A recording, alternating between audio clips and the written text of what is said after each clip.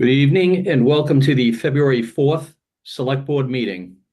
Our Vice Chair, Mr. John McCourt, will not be joining us tonight. No, it's Before Wendell. we begin, Hey, what's that? my name was up there, but I don't see it anymore. Who's that? Wendell. Oh, Chief. yeah, I see Wendell there. Before we begin, I want to point out that this meeting is being recorded and it will be rebroadcast by Canton Community TV at a later date. I would also like to point out, oh, no, that's it. That's an old note. Before we begin, Mr. Conley, did you have an announcement? Yes, Mr. Chairman and members of the board, unfortunately, I'd just like to have a moment of silence and memory and honor of someone that gave many, many years of service to this town. Anthony R. Pate, age 100, passed away peacefully on January 26, 2025. He was born December 14th, 1924 in Erie, Pennsylvania. He was a man who lived a life full of accomplishments. Tony's life was enriched by his beloved wife of 67 years, J. Deneen Pate, and was a proud father of daughters Dawn M. Hanlon of Canton and Cheryl A. Peebles of Weymouth. And he also had three adoring grandchildren and 3 great-grandchildren. Tony served this town on the Canton Finance Committee for 9 years, Master Plan Steering Committee, the Local Emergency Planning Committee, the Water and Sewer Rate and Policy Committee, Canton Town Elections over 20 years. Currently, he was the warden of Precinct Number 2, the Senior Center Feasibility Study Committee. Anthony R. Pate will be remembered as a man of great intellect and deep faith. His contributions to his family, his work, and his community have left a mark on all of us. Tony's life is a testament to enduring power of dedication, love, and kindness. He will be profoundly missed, yet his legacy will continue to inspire generations to come. I would ask for a moment of silence if you keep the Pate family in your thoughts and prayers, and may Tony rest in peace, please.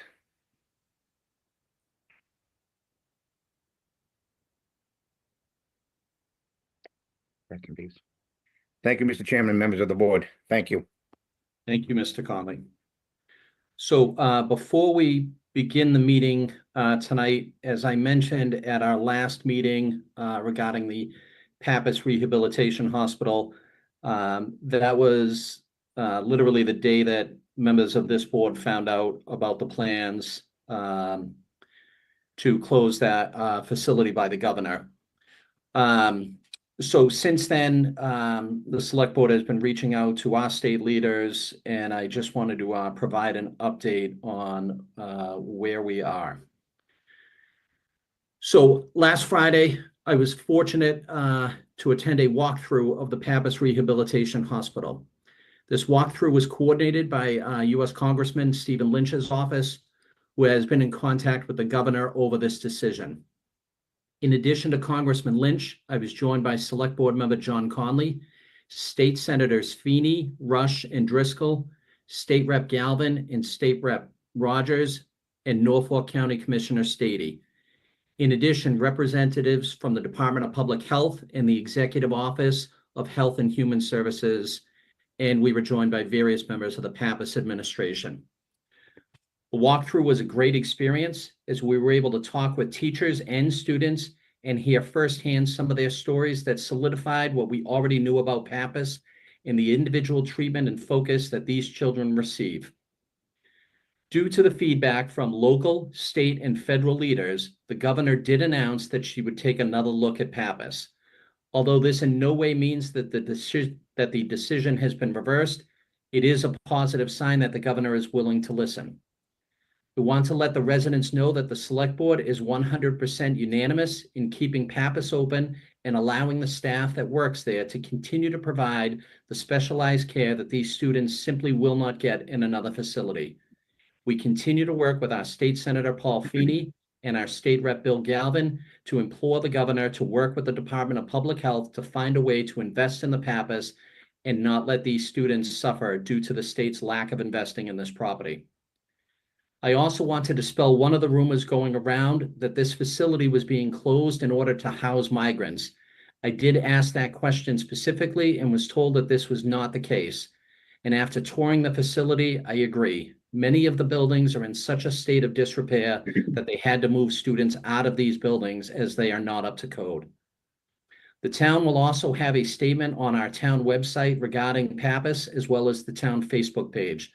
The select board will continue to provide updates as we have them. Residents can continue to email our state leaders to let them know that you oppose this decision by the governor. If anyone has any questions throughout this process, please feel free to contact the select board's office. Thank you. All right. That being said, we will move to the public comment portion of the meeting. As I do each meeting, I will read the same statement. The public comment portion of the meeting is an opportunity to listen to residents' feedback and concerns, but the public comment portion of the meeting is not meant to be a question and answer format. There will be no response to any public comment when presented. The public comment portion of the meeting is limited to 15 minutes total and up to 3 minutes per speaker. Those that wish to speak should have their first and last name displayed. I will not call on participants with incomplete or inappropriate names. Anyone who does not wish to speak or who is unable to speak due to the time limit may submit their comments in writing for the board's review and consideration. So with that being said, why don't we start the public comment period at 7:07.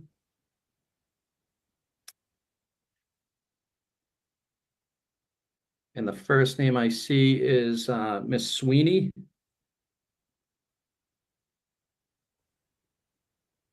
Can you hear me? Yes. Okay. Brenda Sweeney, my humble opinion. Here we are again asking this board for leadership. We might as well talk to the wall. One member's been on this board for 35 years, yet with all his experience in leadership, he hasn't offered one solution. Either he hasn't learned much in 35 years or he's learned the wrong things. Maybe this is better for him. He enjoys the perks more than the service. Then there's the member who works with Rafferty to weaponize the law. Those two are making a mockery of our officers with integrity, the ones we respect, who want to uphold the law. And yet this abuse is permitted. Why? Where did the leaders with a backbone and a moral compass go? Why are there no leaders willing to stand up and say, stop, enough is enough? Have you all left town or gone over to the dark side? Because it's pretty obvious the people in the shadows pulling the strings only care about two things, control and money. And any leader that chooses silence effectively hands it to them on a silver platter. A lot goes on in the shadows here, like that funeral home, contractor, real estate trifecta. That's just one of the rackets.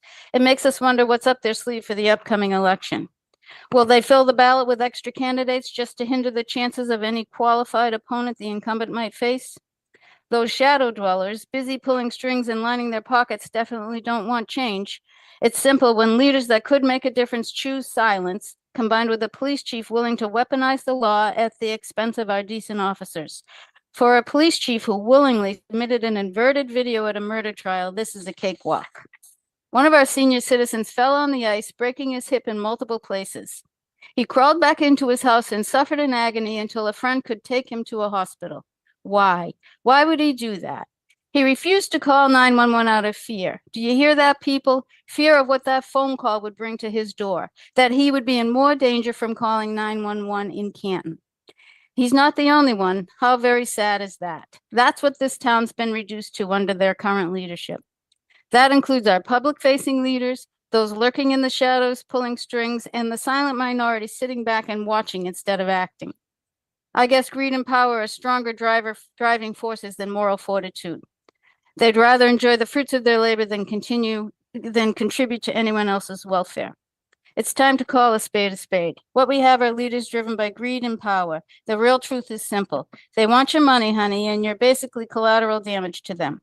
Zero moral fortitude, leading us straight to hell in a handbasket. It's actually tragic for this town. And thanks to Zoom, the whole world is watching our demise. And it's one for the history books, that's for sure. By the way, another reminder, it's time to start the search for a new chief. Thank you. All right, Ms. Sweeney, we'll go to Mr. Erickson next. Give it just a second, sir. There we go. Am I on now? You are. Thank you, Chairman Lawfren, and thank you to the members of the Board of Selectmen. I appreciated the opening statement regarding the Pappas. I was disappointed when I didn't see it on the agenda tonight. I appreciate the efforts that you itemized for us, and I was calling to express my support for those efforts and further efforts to keep the Pappas open. And I would ask that the Select Board share with us, the people, anything that we can do to help, whether you have plans formulated, whether you're looking at any alternatives, should we be unsuccessful in keeping the Pappas open. I think the people of Canton would very much like to know and be involved. A lot of us are writing letters. I have written letters to most of the people that you mentioned, Chairman Lawfren, and including the governor, and I've heard back from them. And they all support keeping the Pappas open. So we have support from the unions, we have support from elected officials. It seems the one mind we need to change is Governor Healy's. And I hope that there is an action plan in place to try to make her change her mind during this period. We've got an opportunity here. And I think that those who take action during a time like this have some chance to control the outcome. However, I think if we just wait to hear, we might hear bad news. So with that, thank you for the update that you gave us. Please consider letting the citizens know what you have in mind and letting us know if there's specific ways we can get involved to help you with this effort. Thank you. Thank you, Mr. Erickson. All right, seeing no more public comment, let's move on to the agenda. Mr. Albert? All right, so first up tonight is TJ Torres should be joining us with an update on the opera-funded small business grant program. See Mr. Torres right there. Yes, sir. Thank you, Mr. Chair. I'm joined by Tom O'Rourke, President and CEO of the Neponset River Regional Chamber. And we just have a short, brief presentation for you just to announce the availability of an exciting new grant program for Canton businesses.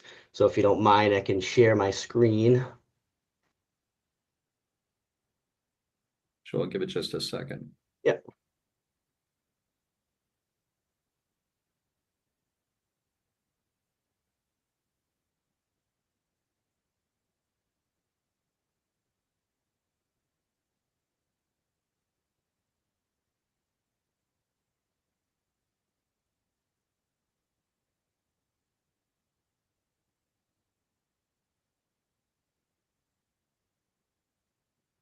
All right, can everybody see that? Yes. Okay, so we're here tonight to present the Small Business Digital Assistance Grant Program. A little bit of background. Tonight is the launch of a grant program for eligible small businesses in the town of Canton. It's funded by Norfolk County's allocation to the town of American Rescue Plan Act funds. The total amount is $96,918.33. It's so exact because it was sort of given some leftovers from unused items, so that's why. It's going to be operated by the Neponset River Regional Chamber on behalf of the town. We have a recipient contract with them. And it's important to note that the grants are not limited to only chamber member businesses. It's just the chamber was well positioned to operate something like this because they've run a similar program in the past. Grants will assist businesses negatively impacted by the COVID-19 pandemic with professional website, digital marketing, and social media assistance. And this has been endorsed by the town's Economic Development Committee. So why now, almost 5 years to the date of the original beginning of the pandemic? Well, there was unused ARPA funds that were previously allocated for Restaurant Week. The chamber ran that a few times and there was some left over. Then also a housing assistance program. The Affordable Housing Trust was going to run and could not find a vendor in time for the deadline. We were up against a 12/31/24 deadline to obligate ARPA funds. The deadline for spending them is 12/31 of 2026. So we have just under 2 years. And like I said, the Neponset River Regional Chamber previously ran a similar program. And why now, 5 years later? Well, many of these small businesses still face digital and technological disadvantages. And these have just been exacerbated in the post-COVID environment, where a lot of the bigger corporations were easily able to pivot to the environment of online ordering and curbside pickups, and just a whole new a digital world where a lot of this commerce is taking place, and the cost of getting there is still prohibitive to a lot of small businesses. So now I'll turn it over to Tom to tell us a little bit more about the program specifically.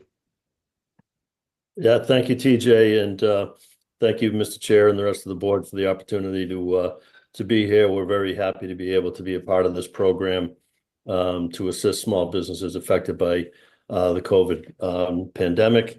And yeah, so the way it's going to work is that we will be spreading the word starting tomorrow, really, to let businesses know that this is available to them.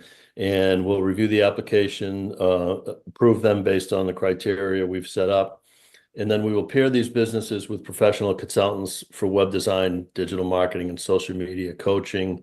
They'll receive technical assistance at no cost to them. The grant will cover all of the costs. We'll pay the consultants for their services. And it'll vary depending on the needs of the business. It'll also be on a rolling basis, first come, first serve. I'd like to point out that we've done this twice during COVID with 2 grant opportunities that we received from the state, one through economic development, one through a line item that Representative Rogers and Senator Rush got for us. And we were able to do really the same program for about 15 businesses over a 2-year period with excellent results. And we were really pleased with it. It was a great opportunity for them to upgrade their online presence and bring their businesses online, really, at a time when they couldn't meet with their customers. So we're looking forward to being able to do that again with this program. You can go to the next one. So who's eligible? They have to be a small business according to the Small Business Administration standards. They obviously must be currently open for business. They must have a physical location in Canton. So this is only Canton businesses. And as TJ said, they don't have to be members of the chamber. It's open to everybody. They must provide an explanation of how they were impacted by COVID. So obviously they would have to have been in business during COVID. It can't be someone who started their business 2 years ago. And the grant must fulfill a currently unmet need. And so we're really excited about the opportunity. I think we're looking forward to coming back to you at some point in the future to share the results of it, because I think you're going to be really impressed with what we've done. Thanks, Tom. So how can you apply? Starting now, applications are available online, 2 different places: on the Chamber's website, nrrchamber.com. And the link is here, /Canton Small Business Grant Program. Also on the town's website, if you go under the Economic Development Committee page, the application is there as well. It's a fillable application, so you can, type in your answers and then print it off or download and email it to it. It can also be picked up in person. You can come to my office on the 2nd floor of Town Hall, and I can give you a copy, or you can go see Tom at the chamber in Norwood. Completed applications can be returned by email to Tom at nrrchamber.com. They can also be mailed or dropped off at the chamber's office, 83 Moore Street, Suite 6 in Norwood, the address on the page. So you can get the application from Tom or I, the town or the chamber, but they have to be returned to the chamber. So thank you for allowing us to present this to you. We're going to be doing plenty more outreach through different town channels. And this is now live and available. And if the board has any questions, Tom or I are here to answer them. Tom, I'm curious, where you've run this before, what do you think the timetable is? So specifically, I'm just curious if we invite you back to get an idea of like how successful it was, how many business we were able to help. Like, when do I reach out to see, is Sure. it 6 months? Is it less? Yeah, it'd probably be closer to 9 months, because Okay. what happens is, we get the applications in, we review them, we make the selections, and then the consultants have to work with the business owner. And the biggest challenge here is getting the business owners to provide their information to the consultant. so they can do the job. So that kind of gives it a little bit of a delay. And we're looking to spread them out. Obviously, we want to phase these in. So we're not going to do 15 businesses all at once. We'll do a couple at a time over the 2-year period. So I'd say, closer to 9 months is when we might have a couple of final projects for you. Okay, excellent. Any questions from the board? All right, gentlemen, thank you very much. Best of luck. And let us know if we can help spread the word even more. Yeah, thanks. Please do. Appreciate your support. Thanks, Good luck. guys. Hey, TJ, before you go, have you talked to Cabby at all? There were some small businesses in there. I mean, I know they don't have to be members of the chamber, but Yep, just sent an email to them this evening, letting them know of our announcement and provided them with the application. okay, perfect. All right. All right. Next, Mr. Albert. All right, next up, we have the Industrial Development Bond Authority waiver regarding finances for Turnpike Real Estate LLC, an affiliate entity of Harbor LLC. Mr. Manning was supposed to be on to Yep. speak about this. Yep, he's there and he's ready to go. There is Gene. Yes. Hi, Mr. Chairman, members of the board. Great to be with you tonight. I'm here before the board to ask you to consider in the board's capacity as the Canton Industrial Development Financing Authority to issue a waiver to Mass Development for the purchase of a building in Canton. This is for Harbor Inc., Mr. Chairman and members of the board. I think you're familiar with them. They have been a business here in Canton for about 20 years. They initially moved to Canton in 2002. The town provided them with the TIF at that time, a 5-year TIF. They also were recipients of an EDIP grant, Economic Development Incentive Program. They've been a great business. Their current address for this bond is 320 Turnpike Street, but they also own 10 Pequot Way off Turnpike Street. So my request to the board tonight is in your role as the Industrial Development Finance Authority would be to allow Mass Development to issue a bond for the purchase of 320 Turnpike Street in the amount of $3,225,000. This would be totally responsibility of the business owner. The town doesn't have any financial obligation in this, but in the board's capacity for the bond, just wanted to review it with you all and tell you about the property and the site. That's pretty much it, Mr. Chair. I'd be glad to answer any questions, or I believe you may have a letter as well on this project. Yep. So, Mr. Manning, that's really what you're looking for, is that this board write a letter of support. Right, For them right, to do that. Okay. right. So the select board in your role is also the Canton Industrial Development Authority here. So the board would have the ability to do that and work with Mass Development for the Canton business to be able to help them get the bond to purchase 320 Turnpike Street. So just wanted to give the board, Mr. Chairman, a quick overview of Harbor, what a great business member they've been, and recommendations of economic development and CAVI would be to support that in your role. Excellent. Thank you, Mr. Manning. And thank you for all your work on this. Do we have any questions for Mr. Manning? Yep, Mr. Conley? Yes, sir. Thank you, Mr. Chairman. To Mr. Manning. Again, Gene, thank you very much for all you do, Harbor. Back in 2002, I was with you, and they've been an excellent neighbor. They've donated things to the schools and the pantry and a lot of other places. So Enrique and his whole staff the people are fantastic and a great job.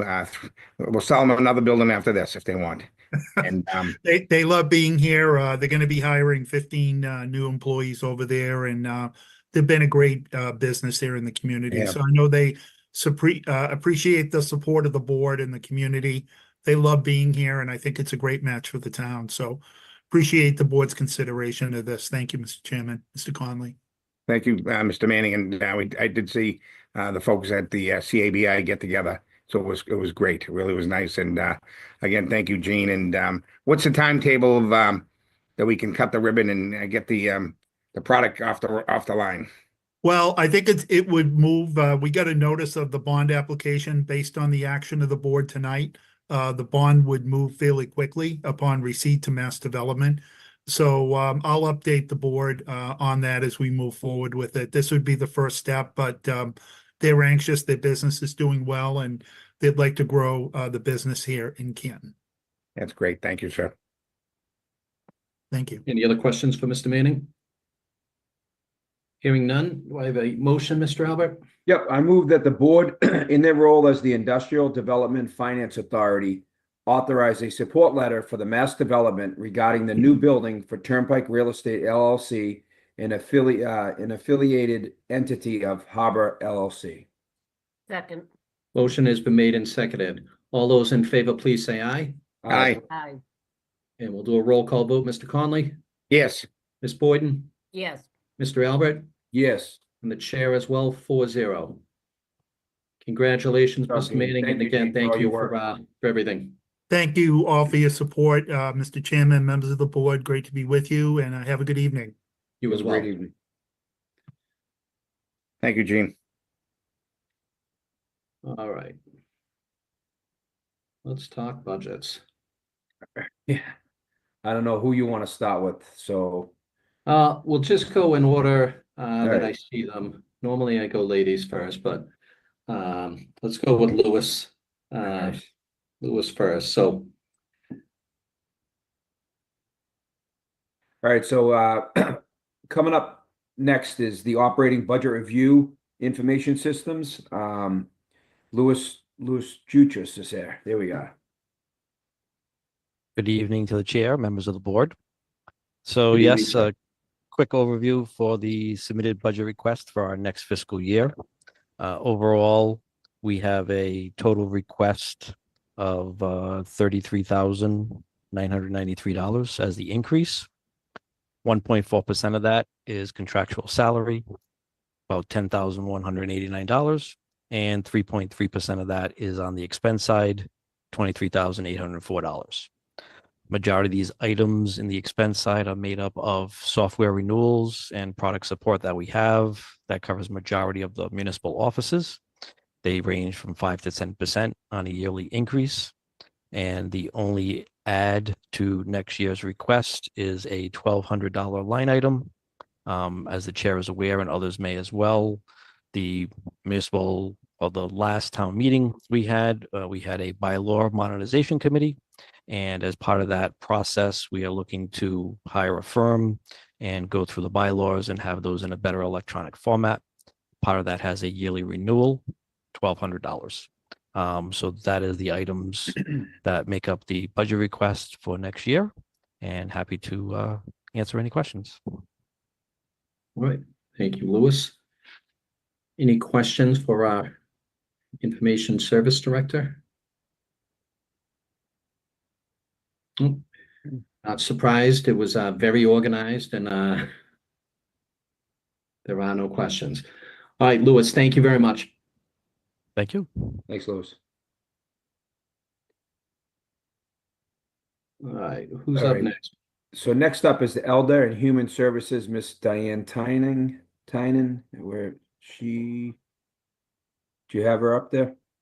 Yep, she's there. All right. Hello, Okay. good evening. Good evening. How you doing tonight? Well, thank you. Thank you for asking. Thank you for taking the time to discuss, go over my budget with us. I am requesting incremental increases in funding for a couple of areas, starting with the social workers. As you know, we currently have 2 social workers. One of them works 40 hours per week and the other works 35. I'm requesting an increase in the 35-hour position to 40 hours per week.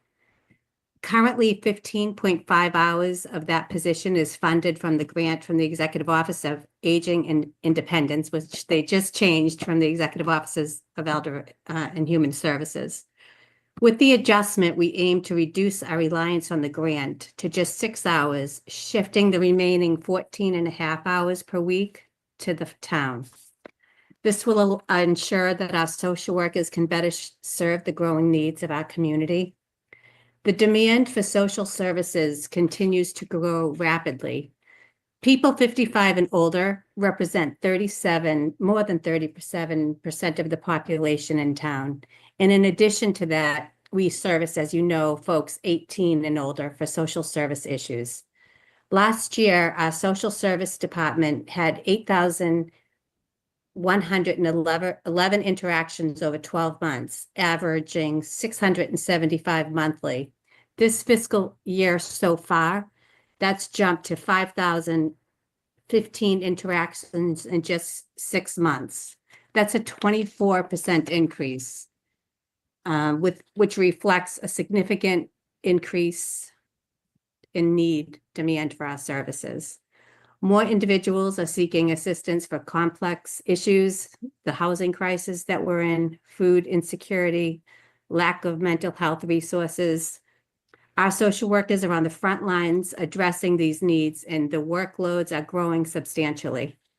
Some of the issues we are helping residents with are those we have lots of folks who are in danger of losing their housing or have lost their housing. We're helping with, it's called the CHAMP, which is the Common Application for Massachusetts Programs.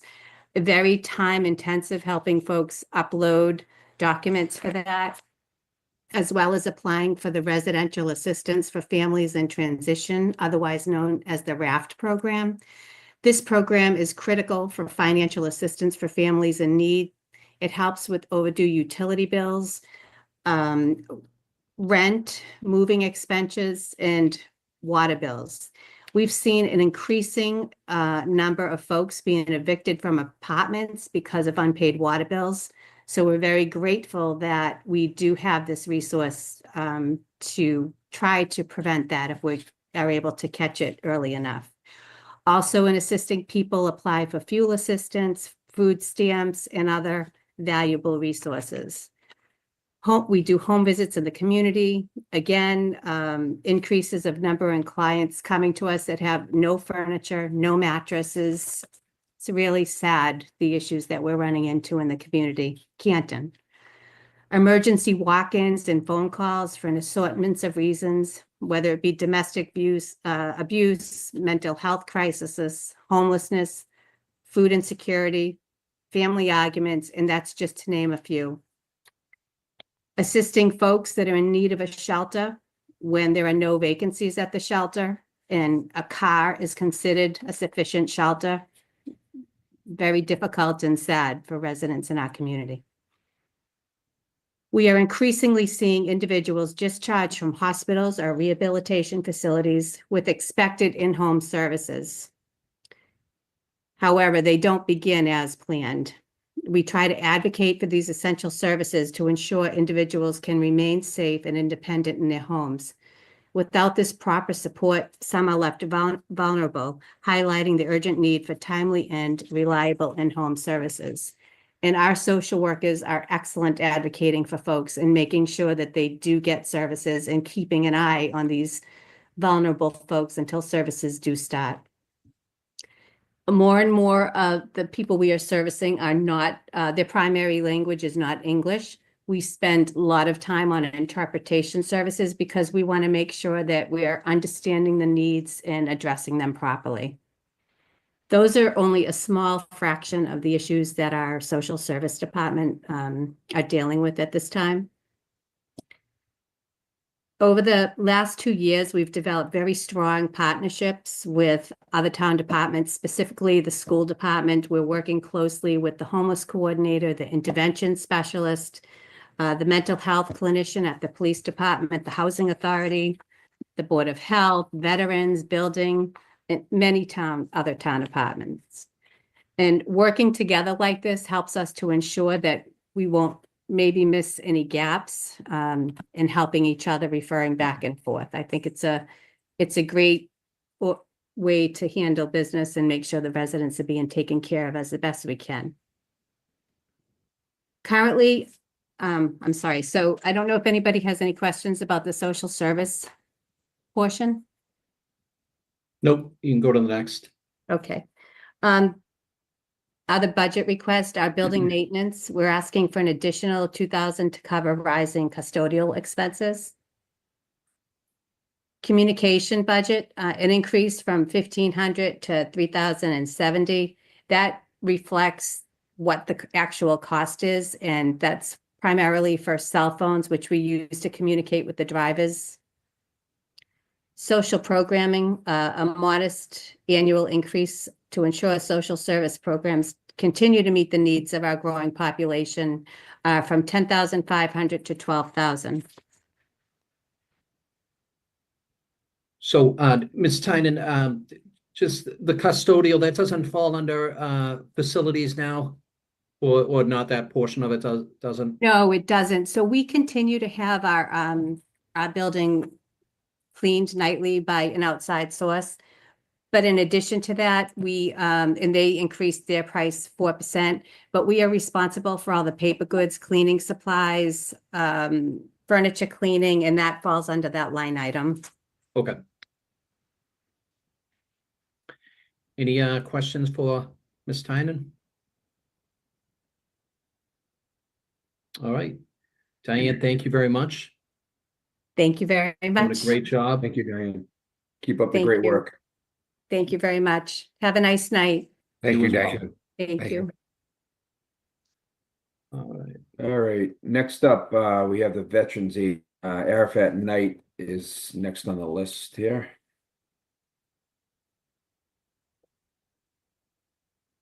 There he is. Good evening, members of Mr. Chairman, members of the board. I apologize for my appearance. I'm actually home with COVID right now, so. I am putting in a request to increase my assistant Cindy's off hours from 20 hours to 30 hours a week.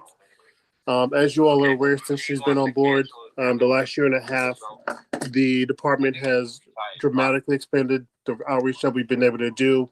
And she's taken on such a major role with her own experience, where it's allowed me to increase my numbers and claim, knowing that she's been taking on the task of the Hometown Hero banners, the golf tournament that we're expanding, and different things we're doing in the different outreach in the community. So on average, she's averaging about 30 to 35 hours a week. And a lot of it she's doing it on her own time, just because of the fact that she knows that there's a need for it. She's extremely dedicated, as you all know, and committed to our veterans and improving their life and quality. So that's what I'm asking, to increase her hours from 20 hours to 30 hours a week. Okay. Any questions for our VSO? All right, Arafat, thank you very much. I hope you feel better. Thank you, Mr. Chairman. All right, sir. We'll Thank talk you, to Irvin. Feel better. Thank you.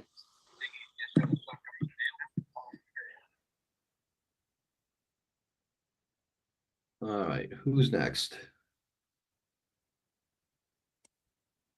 Mr. Lynch.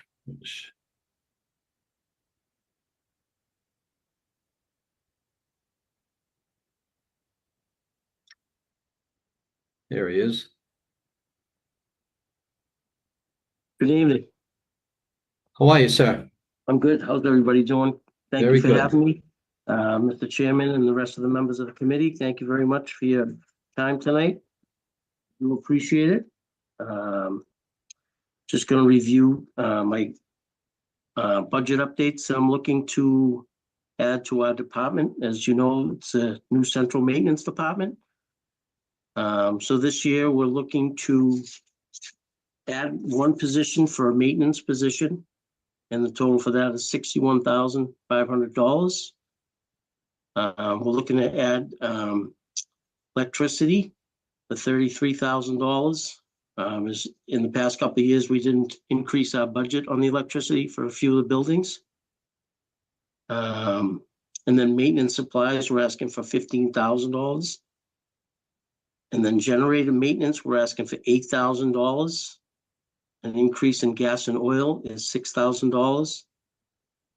Telephones, which would be cell phones and other phones, would be $5,000. Vehicle maintenance is increased by 3,000. Diesel fuel, 2,000. Uniforms, 1,300. And shoe allowance would be $800. We did just have one new employee last year. So these are our requests for this year.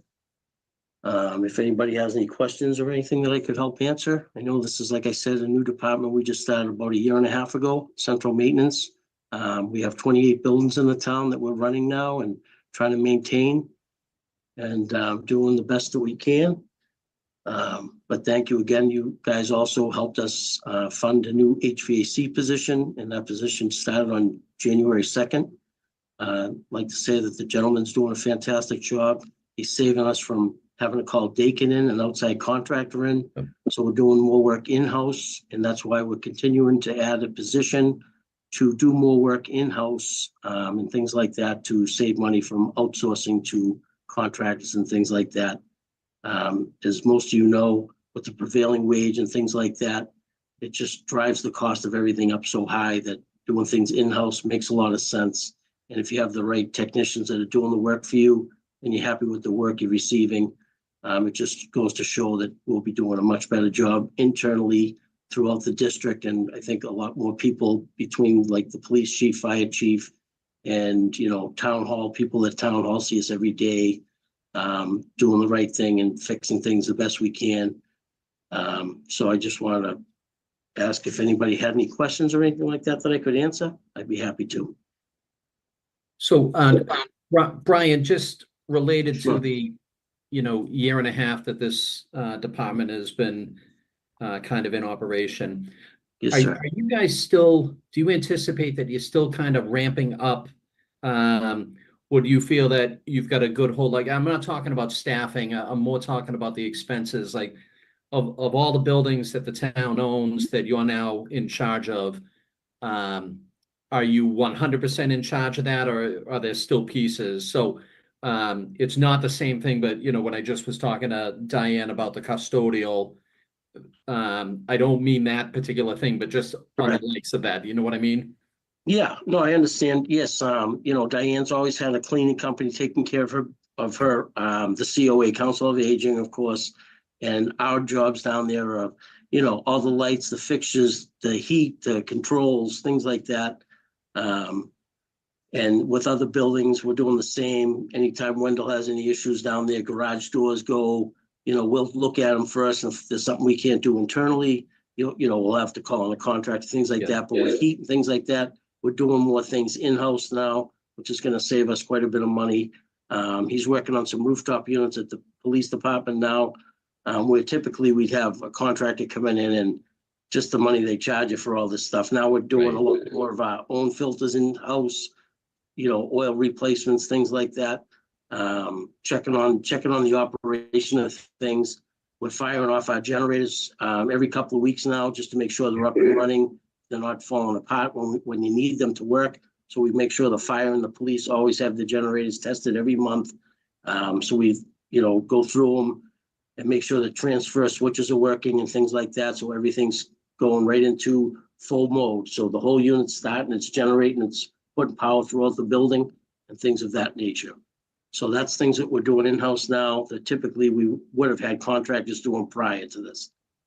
If that's answering your question, Mike, I'm sorry. Yeah. No, that's good. Thank you. Thank you. Any other questions for Mr. Lynch? I have one question. Yep, go ahead, John. Thank you, Mr. Chairman, through to Mr. Lynch. The Thank you, shoes, Mr. they're for safety shoes, correct? For safety, They- correct? Yes, they are. Yep. Okay, that's for correct, seal John. code and. for Yeah, the- exactly yeah. right. Yes, And most of- correct. Then most of the other units, most of the other guys, men and women get the shoes? They all do. Yes, this is just an increase. I think our budget was a little low on that. Okay. And with a couple of new employees, not including myself or anything like that, but the other new staff, they all have to have steel-toed shoes, correct? Yeah, just for safety reasons. And That's correct. you have to, you have to approve them, correct? You Yes, I approve do. them? Make sure, 'cause Yes, I do. you don't want Yep. someone wearing because I know they make safety sneakers, steel-toed sneakers. We don't want those either, so. That's right. My Yeah, company and I know does the same Mr. thing. Walsh does the same thing with his department. That's correct. Yes. Okay, I just want to that's what I thought, but I just want to clarify. Some people might say, what are they getting the shoes for? But it's common practice in the Working private industry gear and is in the where they public. usually get them. We Yep. want someone to lose a toe or whatever. And That's someone correct, with Mr. shock Conley. proof and things. So thank you, Mr. Lynch. Thank you. You're welcome. Thanks, Mr. Conley.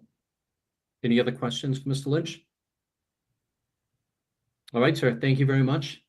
Thank you for Thank your you time very- tonight. I appreciate night. it. Thank you. Have a good evening.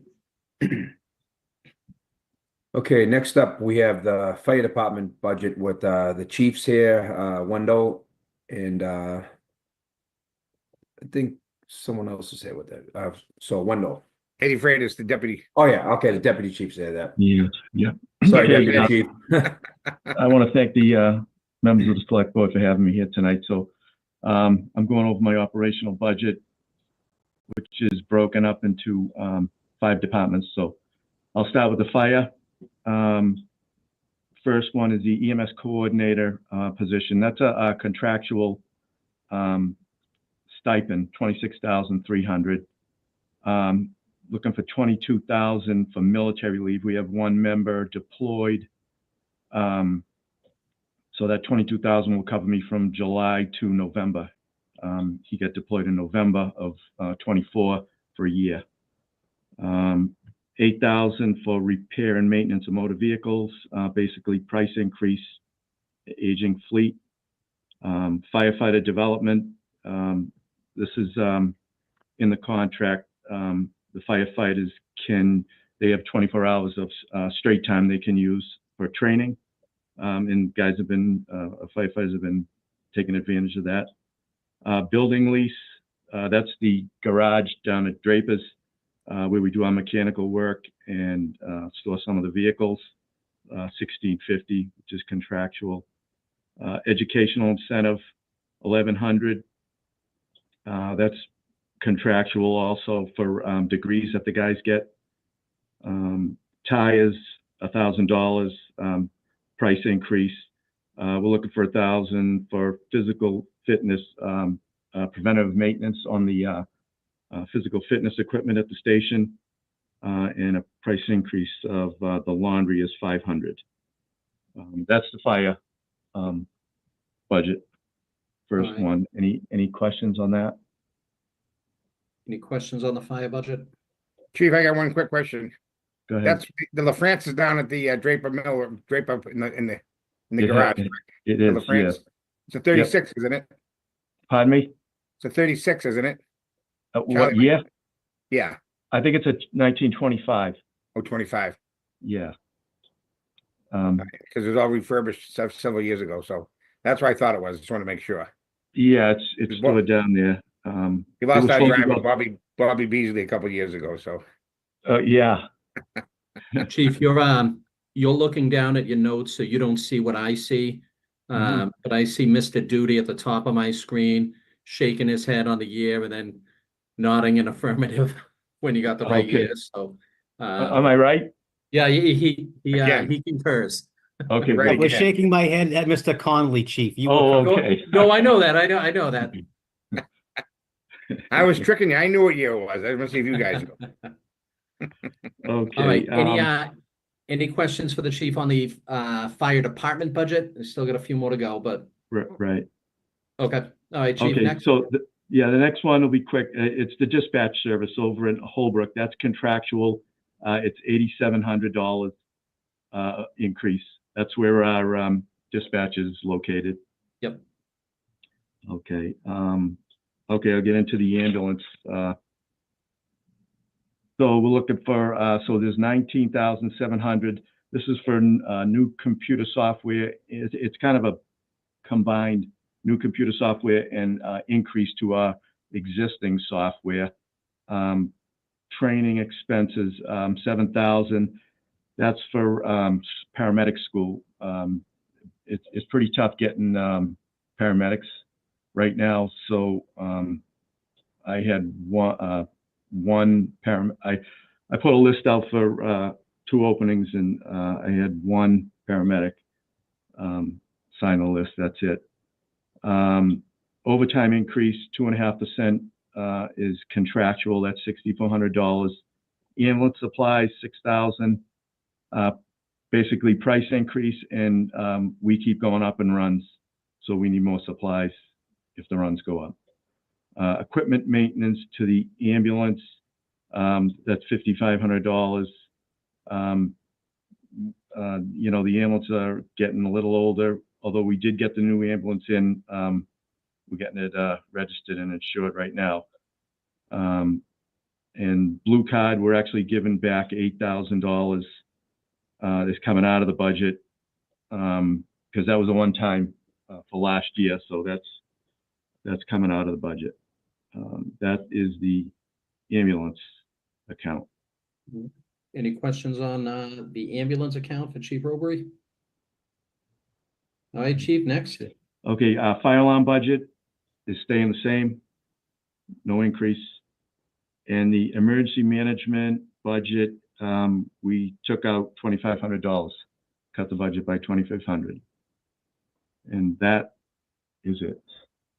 All right, Chief, that's a good way to get what you want. You give money back. Yeah. So we saved it to the end. Yeah.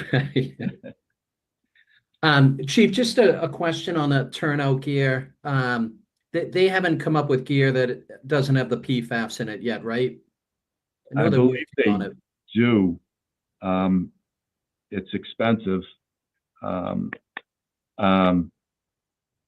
I've heard that even though it's PFAS free, I don't know how PFAS free it really is. Okay. But they have come out with some. And so I know it would be expensive. Is that something you would do through capital? You know, when you finally possibly. decide? Okay. Yeah, possibly. Yeah. Okay. Any other questions for the chief? All right. Chief Robery, thank you very much. All right. Thank you for having me. Have a good night. Thank you, Chief. And Deputy Chief as well, thank you. And Deputy Chief as well. Yeah. Thanks, Eddie. All right. Last but not least for the budget. All right, so last is the fixed cost, and Mr. Randy Scollins is here to speak on those, Finance Director. Thank you. Good evening, Mr. Town Administrator. I'm responsible for recommending 9 of the 13 fixed cost budgets. I'm just going to go through them briefly and take any questions you have. First one is the trash budget. So as you know, we're 6 months into the 5-year contract that was just executed to re-up Republic. This year's budget, FY25, is artificially low because we had set that budget before we finalized that contract. So the increase for 26 at 7.9% or 211,000 is really reflecting the increase over 2 years because we were underfunded this year. The good news for this year is that thanks to your vote, recommitment of some surplus funds within the ARPA allocation, we're able to cure what we expect to be the shortfall in the trash budget this year with the allocation of about 85,000 in ARPA funds. So we should be good this year. The increase for next year in total, based on our base, is 211,000 or 7.9%. Good news on the debt service. That includes all general fund debt service, included debt, excluded debt. That is flat or down about $16,000. The drivers there are the high school is paid off this year. So that rolls off, the excluded debt rolls. And this figure, this flat figure in debt service, 4.358 million, also includes the expected debt service costs for new bonds that will go to market for in May. That'll come due, start to come due in 26. So there's 9 projects in the general fund, school and town, about 2,058,000 that will go out to market with in May, and even including the estimated debt service for that, we're still flat or down $16,000 in debt service budget. So our debt profile is still very, very good. Blue Hills Regional, I've just made an estimate here, an increase of 5% because they haven't set their budget yet. We should be getting that towards the end of this month, but just have a placeholder in there for the time being. Norfolk County Aggie, flat at 50,000 assessment. It's based on enrollment, and we don't really see what those numbers are until our budget is already set. So we go with the flat budget that we have for this year, 50,000. retirement expenses or Norfolk County assessment for the pension assessment.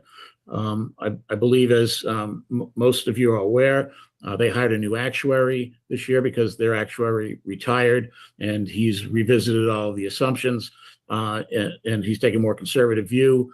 And so the result of that is a $656,000 increase in our assessment for next year.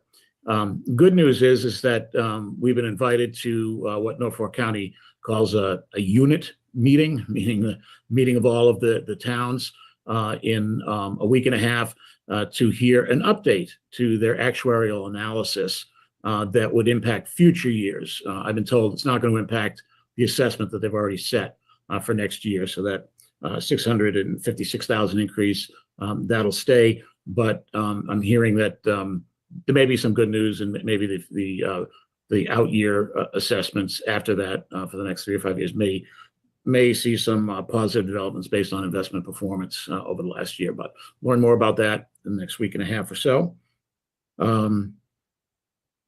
Life insurance has been a flat budget for quite some time, $62,250. The pricing is the same, and the enrollment pretty much stays the same. Two others, the OPEB trust fund.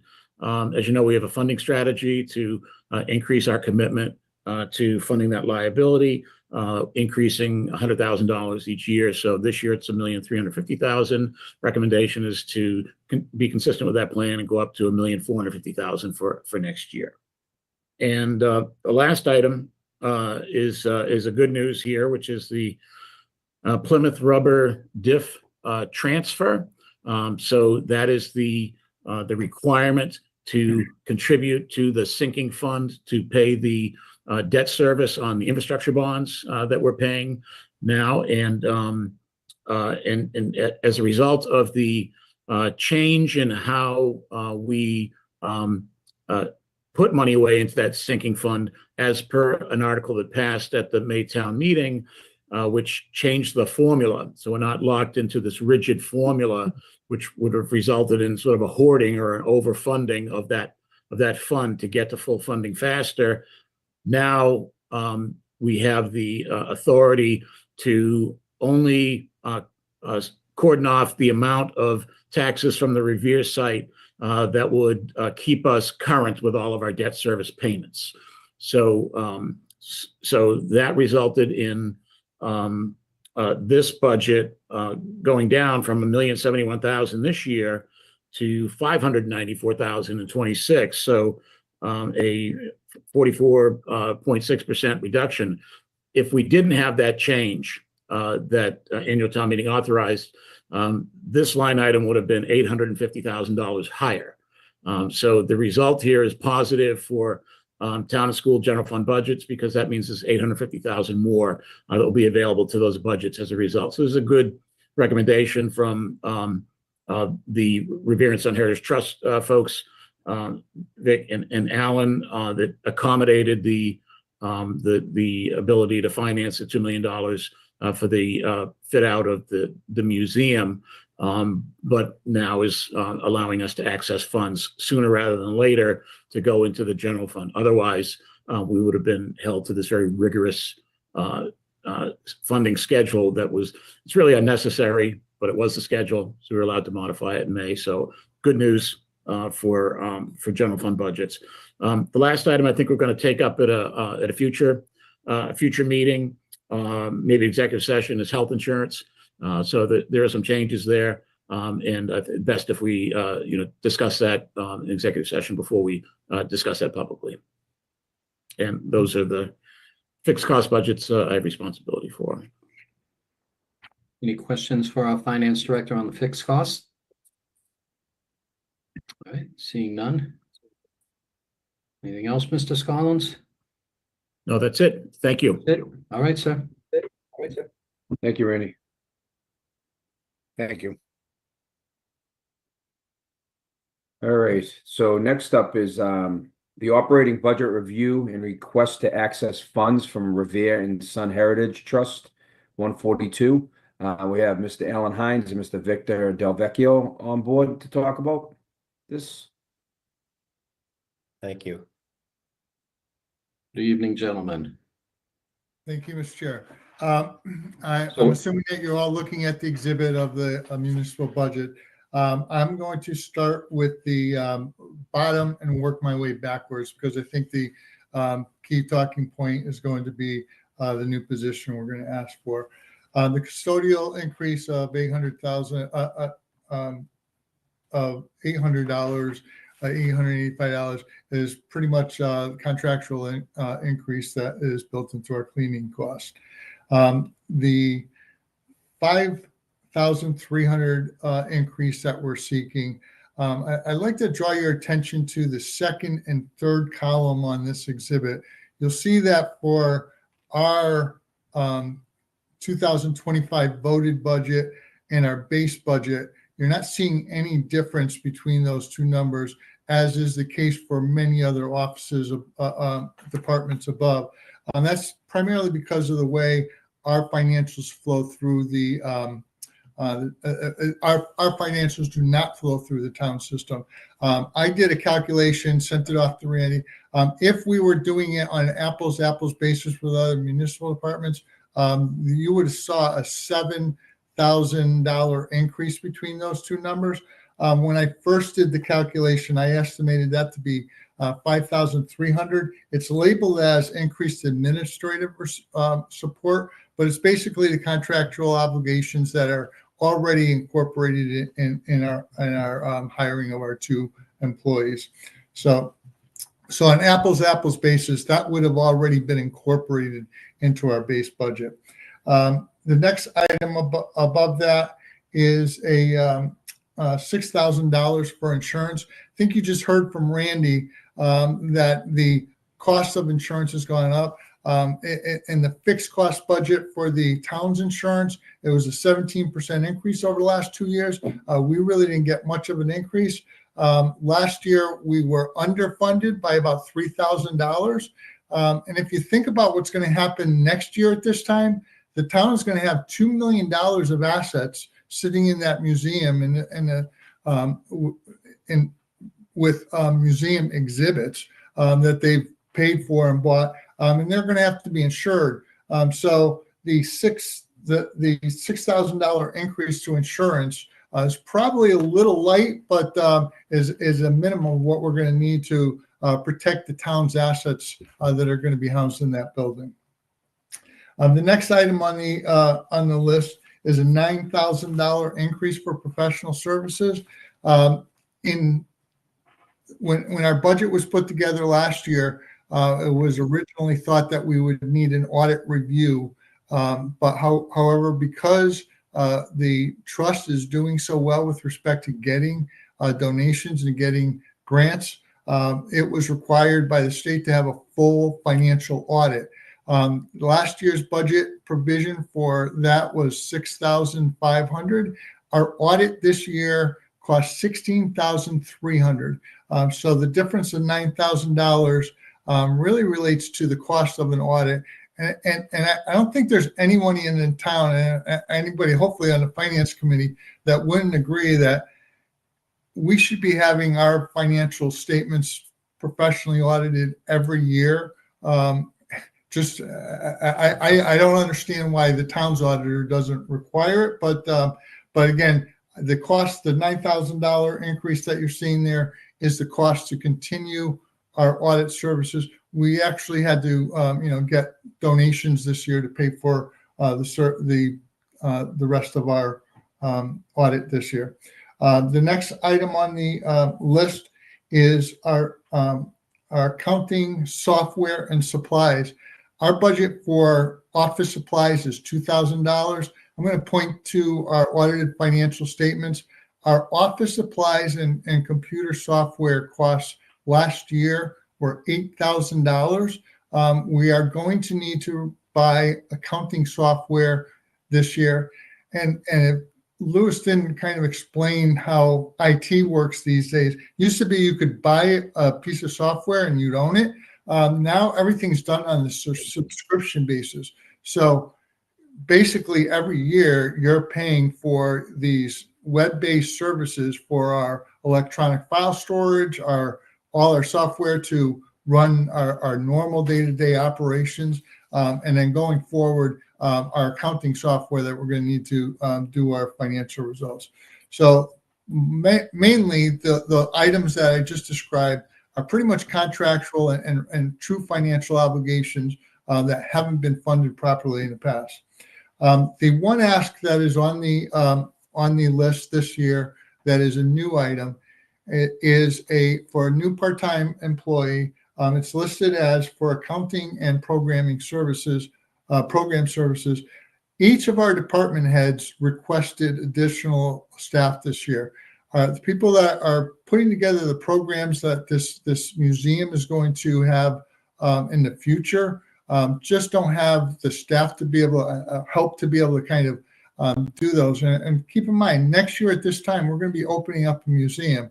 Our IT person is going to need website support, as well as a continued media, social media work. Both of those items that I just described were items that were requested, but I've already done the job of saying, listen, there's no way we're going to get 3 people for the Revere and Son this year. So those are not really what's being asked for. The item that I think is the most important is I hope one of the members of this board will ask Randy how much time he spent doing the books for the Revere and Son. I know it was tremendous because he couldn't do it. He had to stop and do it.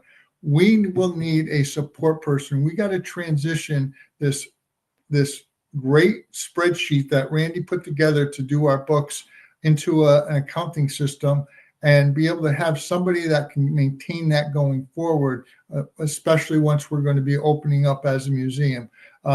That is the position that is being requested at a part-time position for a $20,000 ask.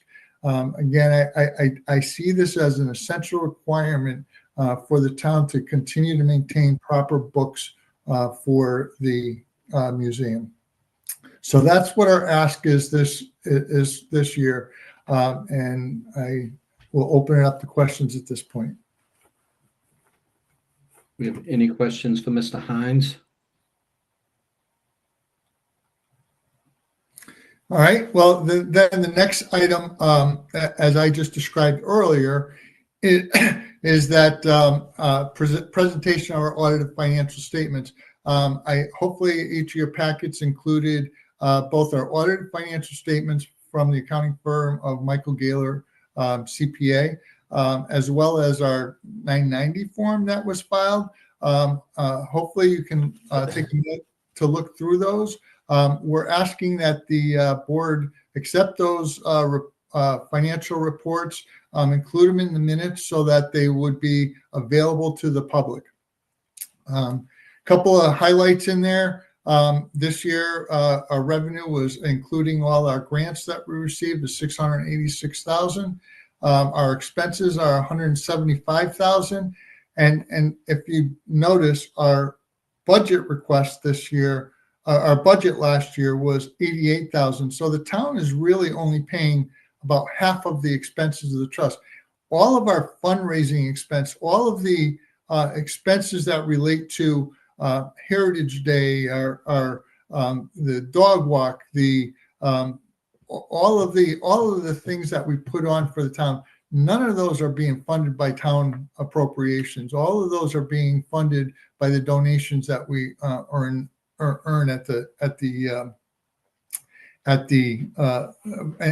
with respect to financial fundraising and running these events. We try to run them at a break even so that they can support the activities of the community that we're doing. All the numbers that I'm citing with respect to our costs of our technology and things, all of those are going to be now included in Schedule X or 9 of our Form 990, or on page 3 of our audited financial statement. One other thing, I've been working I was working at PwC for 25 years. Had the opportunity to work with Michael Gaylor, CPA. I can tell you that they were very professional, very thorough. This is not an easy audit because the system that we were keep maintaining our financial systems on was an Excel spreadsheet that was created by Randy Scollins and enhanced by me. And most of the things that had to be done and calculated were done with formulas that had to be audited and checked. And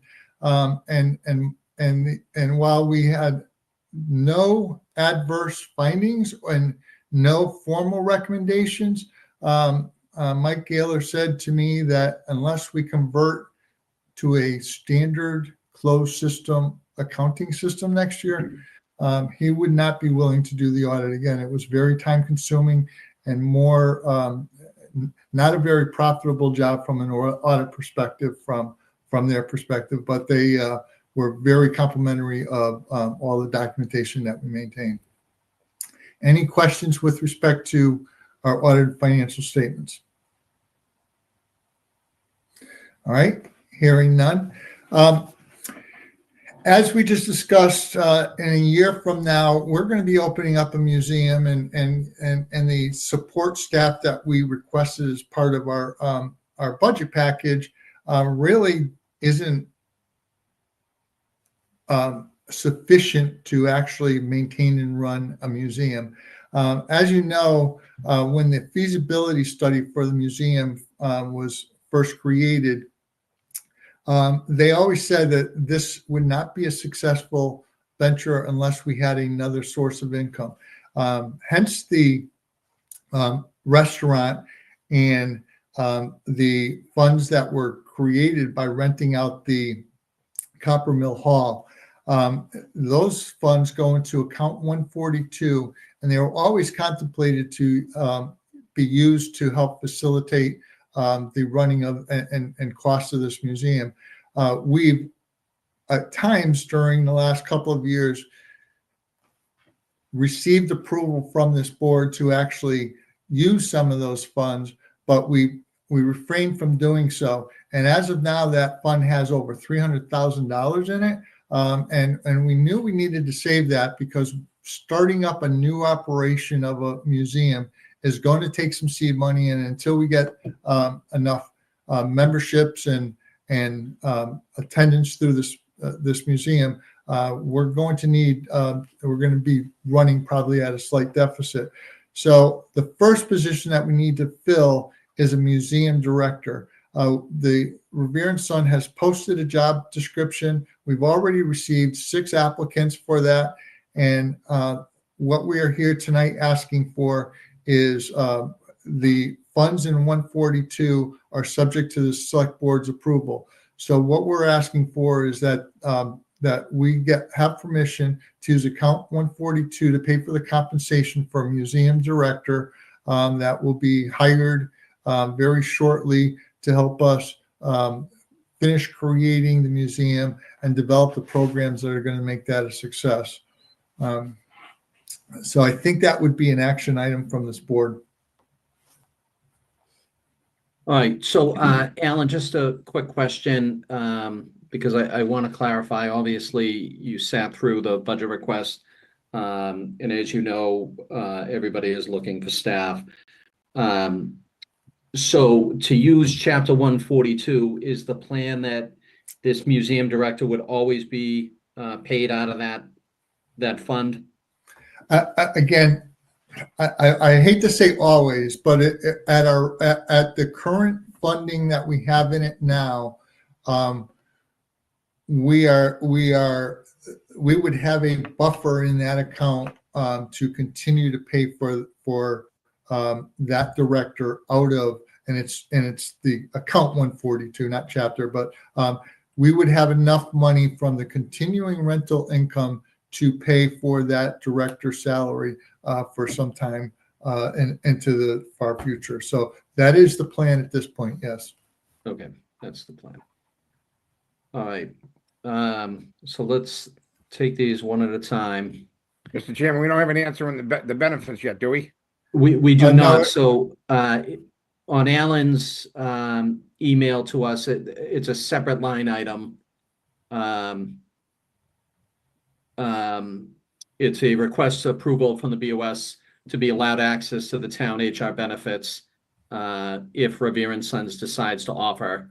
And that request will push off because we don't have an answer to that at this time. Okay. So that makes sense, Mr. Conley? Yes, I just want to make sure that, because we haven't heard from our insurance company whether or not. Correct. they do it. Correct. So Make sure that, they Alan will be and, back. Victor are aware of that. Okay. Because we just, No, we had the same and- problem. We had the same problem a couple of weeks ago. Some of them wanted the person, the benefits became an issue. And if the person gets laid off, who's responsible for the unemployment? So I want to try and be fair across the board.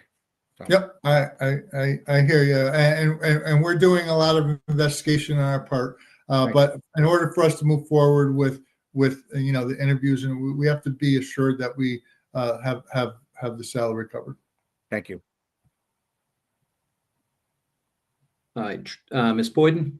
Yeah, so wait, so what's the salary you're thinking of? If Victor's online, I think I had a range. $70,000. What is it? Up to $70,000. Okay, thank you.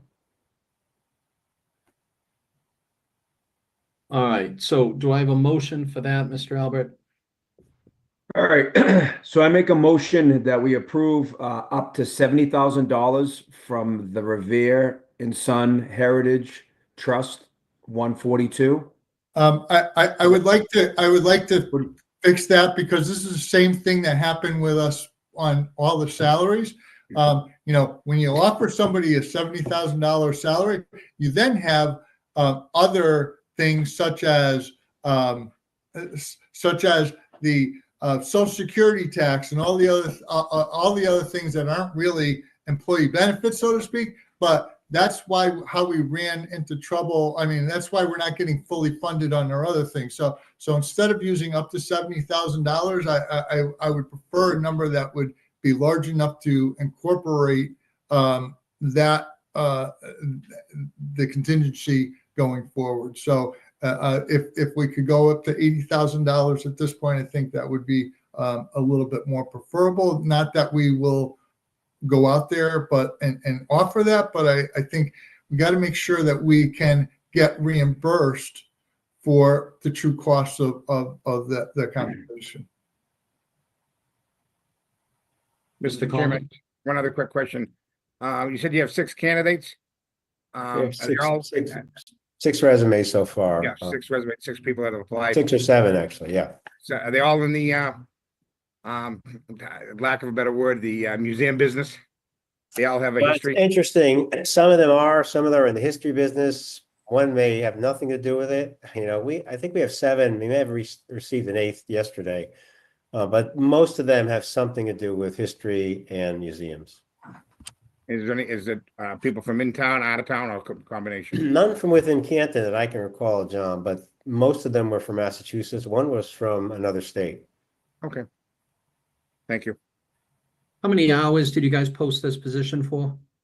Is it up to or? Up to 40 hours. It's a regular weekly period of time. Well, if we're going up to 80, how about going up to 50? No. Ms. Boyden?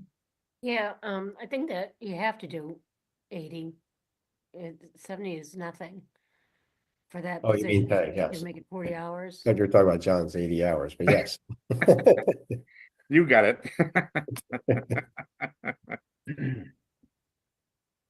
All right, any other questions? All right, so, Mr. Albert, you want to amend that to up to 80? Randy's got a question. All right, sorry about that. Mr. Scollins? Yes, thank you, Mr. Chair.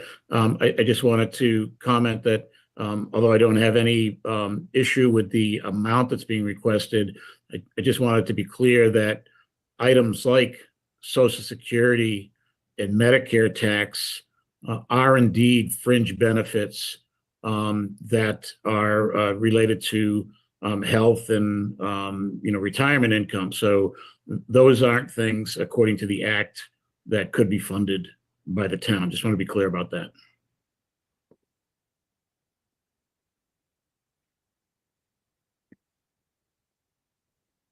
So Victor or Alan, do you want to comment on that? That's not my understanding, quite honestly. And I'm happy to talk to town council, but as one of the drafters of the legislation, it was not contemplated that the full compensation, including bonus, I don't mean bonus, I mean benefits, regardless of whether it's provided by the town or a third party, whether that could be provided by virtue of the rent revenue associated with account 142. But I'm happy to be educated and chat with town council. So, Randy, are you okay with us making the motion for up to $80,000 while this Yes. is being discussed? Yes, as I said, I have no issue or opinion on the amount that you're being asked to authorize. I just want it to be very clear that the act is clear that the town, through its funding sources, cannot pay for benefits, and those two items are indeed fringe benefits.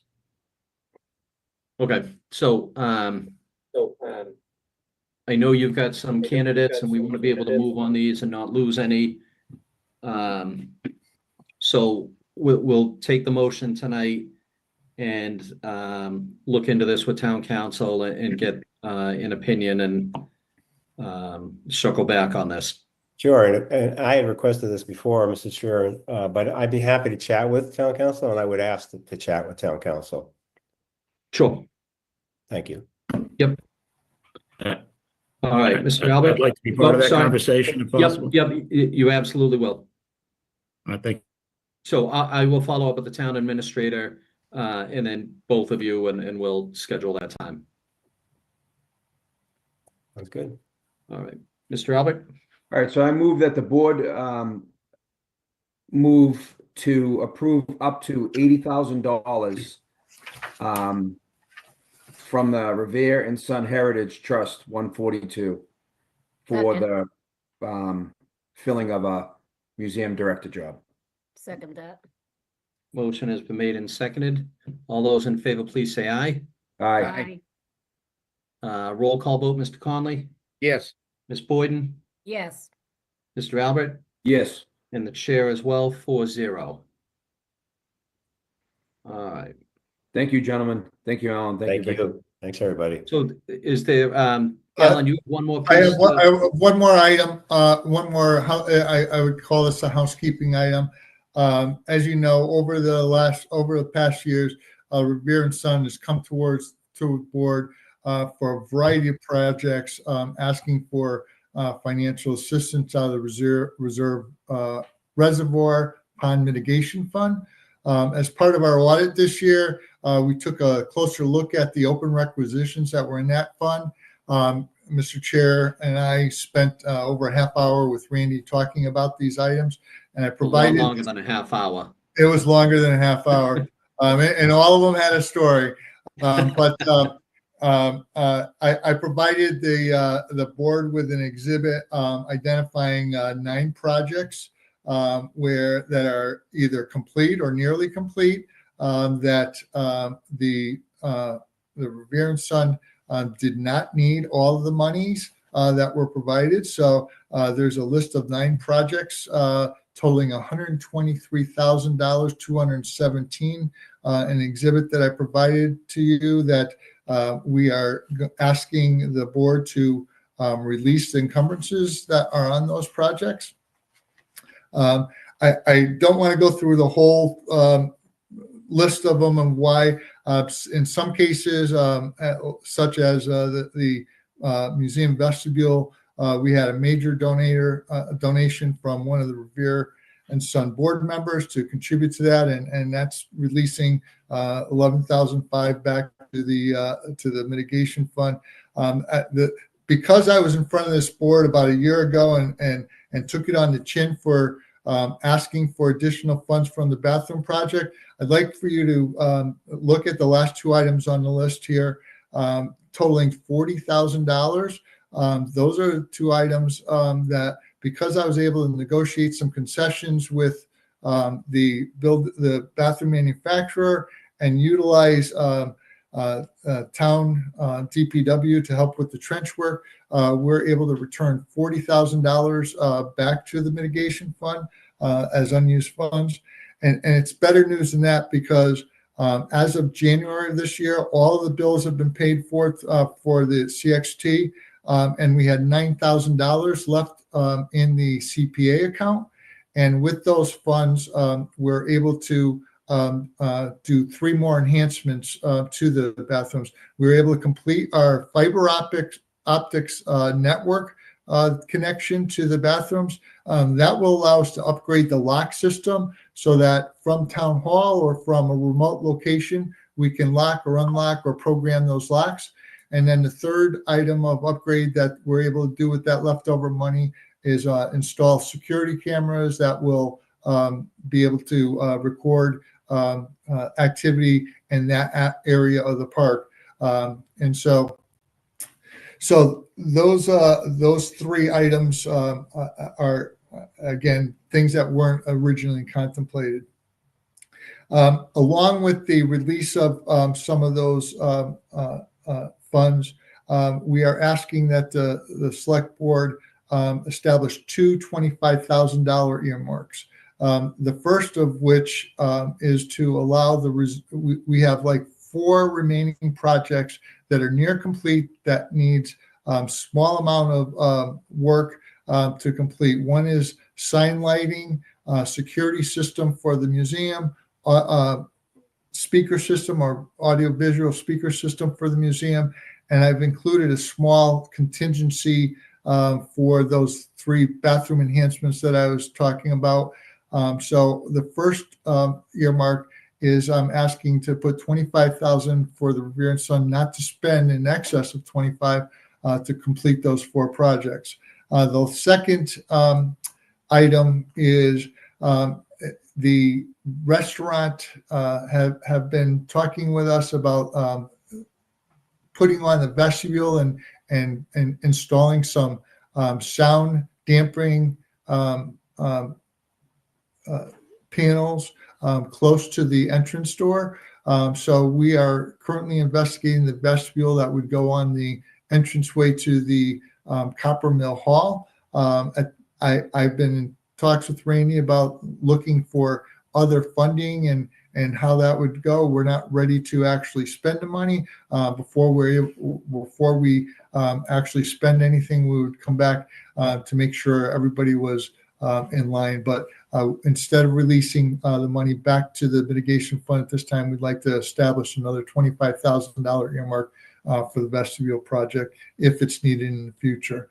So the net result of the actions we're taking tonight will return about $63,000 back to the mitigation fund for the select board to use for other purposes. One other item with respect to the sign lighting project that I talked about earlier. We've identified a potential savings of about $7,500 if we could seek permission. I'm asking the board's permission to ask DPW to assist us by digging some trench work and laying some conduit.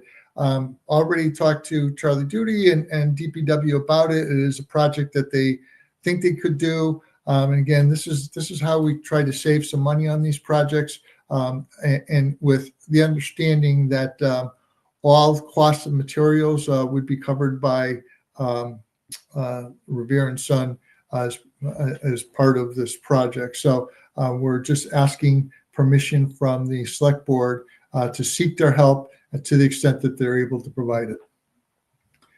So I believe that Mr. Scollins would like a motion to kind of clarify all these and make sure that they're documented properly.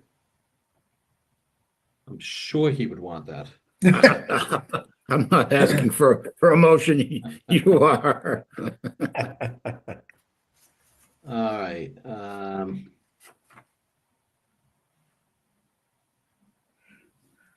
So just for the public's education, so Revere and Sons is looking for money out of mitigation, but they're giving us back money that we had allotted to them out of mitigation for previous projects. So the reason that they're not just keeping that money and using it on these different projects is it has to come back because they were approved for specific projects. So they are giving us back, giving the town back $113,217.10. And then they have two new asks for up to $25,000 for two new projects. So before we move on the rolling mill vestibule, Mr. Hines, is there any reason not to wait on this? Because I know BRC is going to want to be a part of this, and I know we've talked about making sure, and where Mr. McCord is not at this meeting, I just would like him to be able to weigh in on this, and whereas that this isn't a pending project, shovel ready or anything, it's just something you guys plan to do. Is there any reason we can't hold off on that until Mr. McCord is back? Well, my preference certainly would be to earmark the money and put a and put an encumbrance for that amount of money. No money can or will be spent until we've gone through the whole process and got all the right approvals anyway. If you don't put that on there, what's to say that now that money is available, it's going to be used for a parking lot and then no longer becomes available for the rear and sun uses. So certainly my preference would be to put the Yep. No, I understand your concern. encumber the money. It can't be spent unless there's a approved project to go forward, and then to the extent we can find other sources or whatever, we'll do like we did with these other 9 projects and return and release it back for other uses. But at this point, I would prefer not to release it back for other uses. One suggestion, Mr. Chairman, is to make a condition on our talking with select person McCourt, having him out to the site, going over it. We did go over it, for example, with Brian Lynch and Steve Chenier. We discussed it with the restaurant because the largest reason it has to do with heating and electric and air conditioning costs. We're trying to mitigate the expenses that the restaurant's trying to meet, and we're also asking them to contribute toward this fund as well. So my guess is it's going to be more than 25, but anything beyond that is going to be the restaurant's expense. So they've tentatively agreed to that, and we have some momentum, but I think it's a good idea to bring JR in and make sure he thinks it all makes sense. It's going to be pretty simple. It's adding Lexon to the top and a doorway. That's basically the interior, and then adding an airlock outside of the existing vestibule so that you have a second way of capturing conditioned air. All right. Mr. Conley, as the BRC rep for the select board, you have any concerns moving forward with that? You're on mute, by the way. I would like to release the 25 and wait till we have the next meeting. And because if the 25, I don't want to give something to say, you just sat down that we don't need it right away. Then why don't we wait till the next meeting on the second part? Just so JI can be here. And by the way, if it's 1 week, I don't think it's gonna make a difference in the next meeting, just so you understand, John. I mean, we're just saying condition it. It doesn't, in that regard, it doesn't matter. We'd like to get JR's input, so another 2 weeks isn't gonna make a difference. Do we have a commitment from this board that they're not going to spend it all behind our back? You should mute him now. Can you mute him, Louis? Come on, John, give me a smile. The longer you talk. Right. So Mr. Hines, I certainly understand your concern, and the board is aware of that, and there are no plans to spend money out of this specific mitigation account before we make a decision on the vestibule. How's that? Appreciate that. Okay. All right. So, Mr. Scollins, do you want to weigh in on what the motion should be, sir? It just should be whatever the board is inclined to support for these two funding requests. Yep. it should just be specific that it's coming out of the reservoir mitigation fund. And the fact that that you're unencumbering the 113,000 and change in that same fund. Okay. Basically returning the funds there. So that's two pieces: unencumber the funds that Alan has put forward to go back into the reserve to the reservoir fund, and then specific motions to whatever you're going For to the other two. support to come out of the reservoir fund mitigation. Okay. Fund. Mr. Chairman, just as one member and the member of the BRC, I just wanted the BRC to weigh in. And it's money you're gonna give back money we already gave you.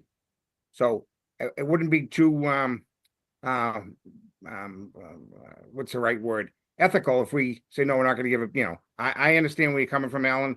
But yeah, I just feel we should wait until we get to the JR and the BRC. I'm just a member, I'm just a mere member. I'm not the chairman or the vice chairman.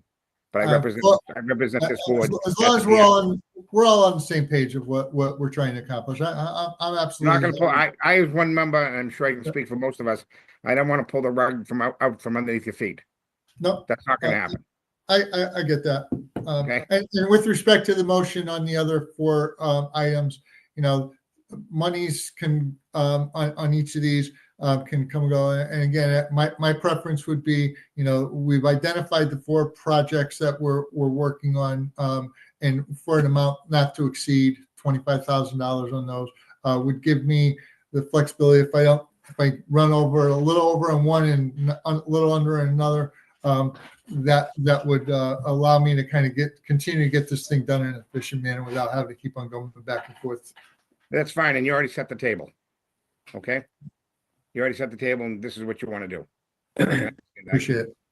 Okay. All right. So, Mr. Albert, I need a motion to unencumber the funds that are being given back by the Revere and Sons projects of $113,217.10, and they would go back into the reservoir pond mitigation. And you can simply say so moved. You call them unencumbered? Unencumbered. Unencumbered. Okay, I move that the board accept the unencumbered funds of $113,217.10 back into the reservoir mitigation fund. Wait a second. Motion has been made and seconded. All those in favor, please say aye. Aye. Aye. Roll call vote, Mr. Conley, Yes. Ms. Boyden, Yes. Mr. Albert, Yes. and the chair as well, 4-0. And Okay, then so I'm going next- to make a motion for the next one. Yeah, just for the up to I got it, yeah. 25. I got it. So I move that the board approve earmarking $25,000 for the four projects for the heritage site. Second. Motion has been made and seconded, and just to clarify, that is again coming out of the reservoir. Coming out of the, mitigation. yep. All those in favor, please say aye. Aye. Aye. Aye. Roll call vote, Mr. Conley, Yes.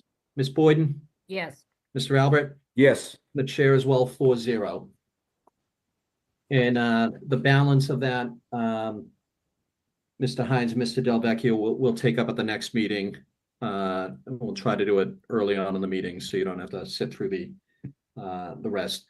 And as far as the using the DPW to dig trenches, I don't know that we need a motion from that. I think that we can just, the will of the board, we can instruct the town administrator to work with DPW and Revere and Sons to get that work done, unless the board has any objections. No objections.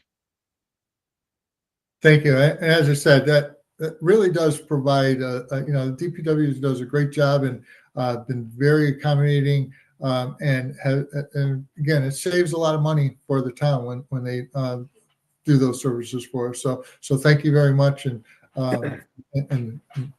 appreciate it. I just want to say thank you to everyone as well. We appreciate your continuing support here, because it's been a success in large part because we've had the support of the select board and other folks in town. So, and everyone at home, we're working hard to get this thing on board in September. A museum running in September, but in any event, no later than the fall. So everything's working well. We're meeting regularly with the fabricator We've got a meeting this Friday again, and they're doing good work. So keep your fingers crossed, and more to follow. Thank you, everybody.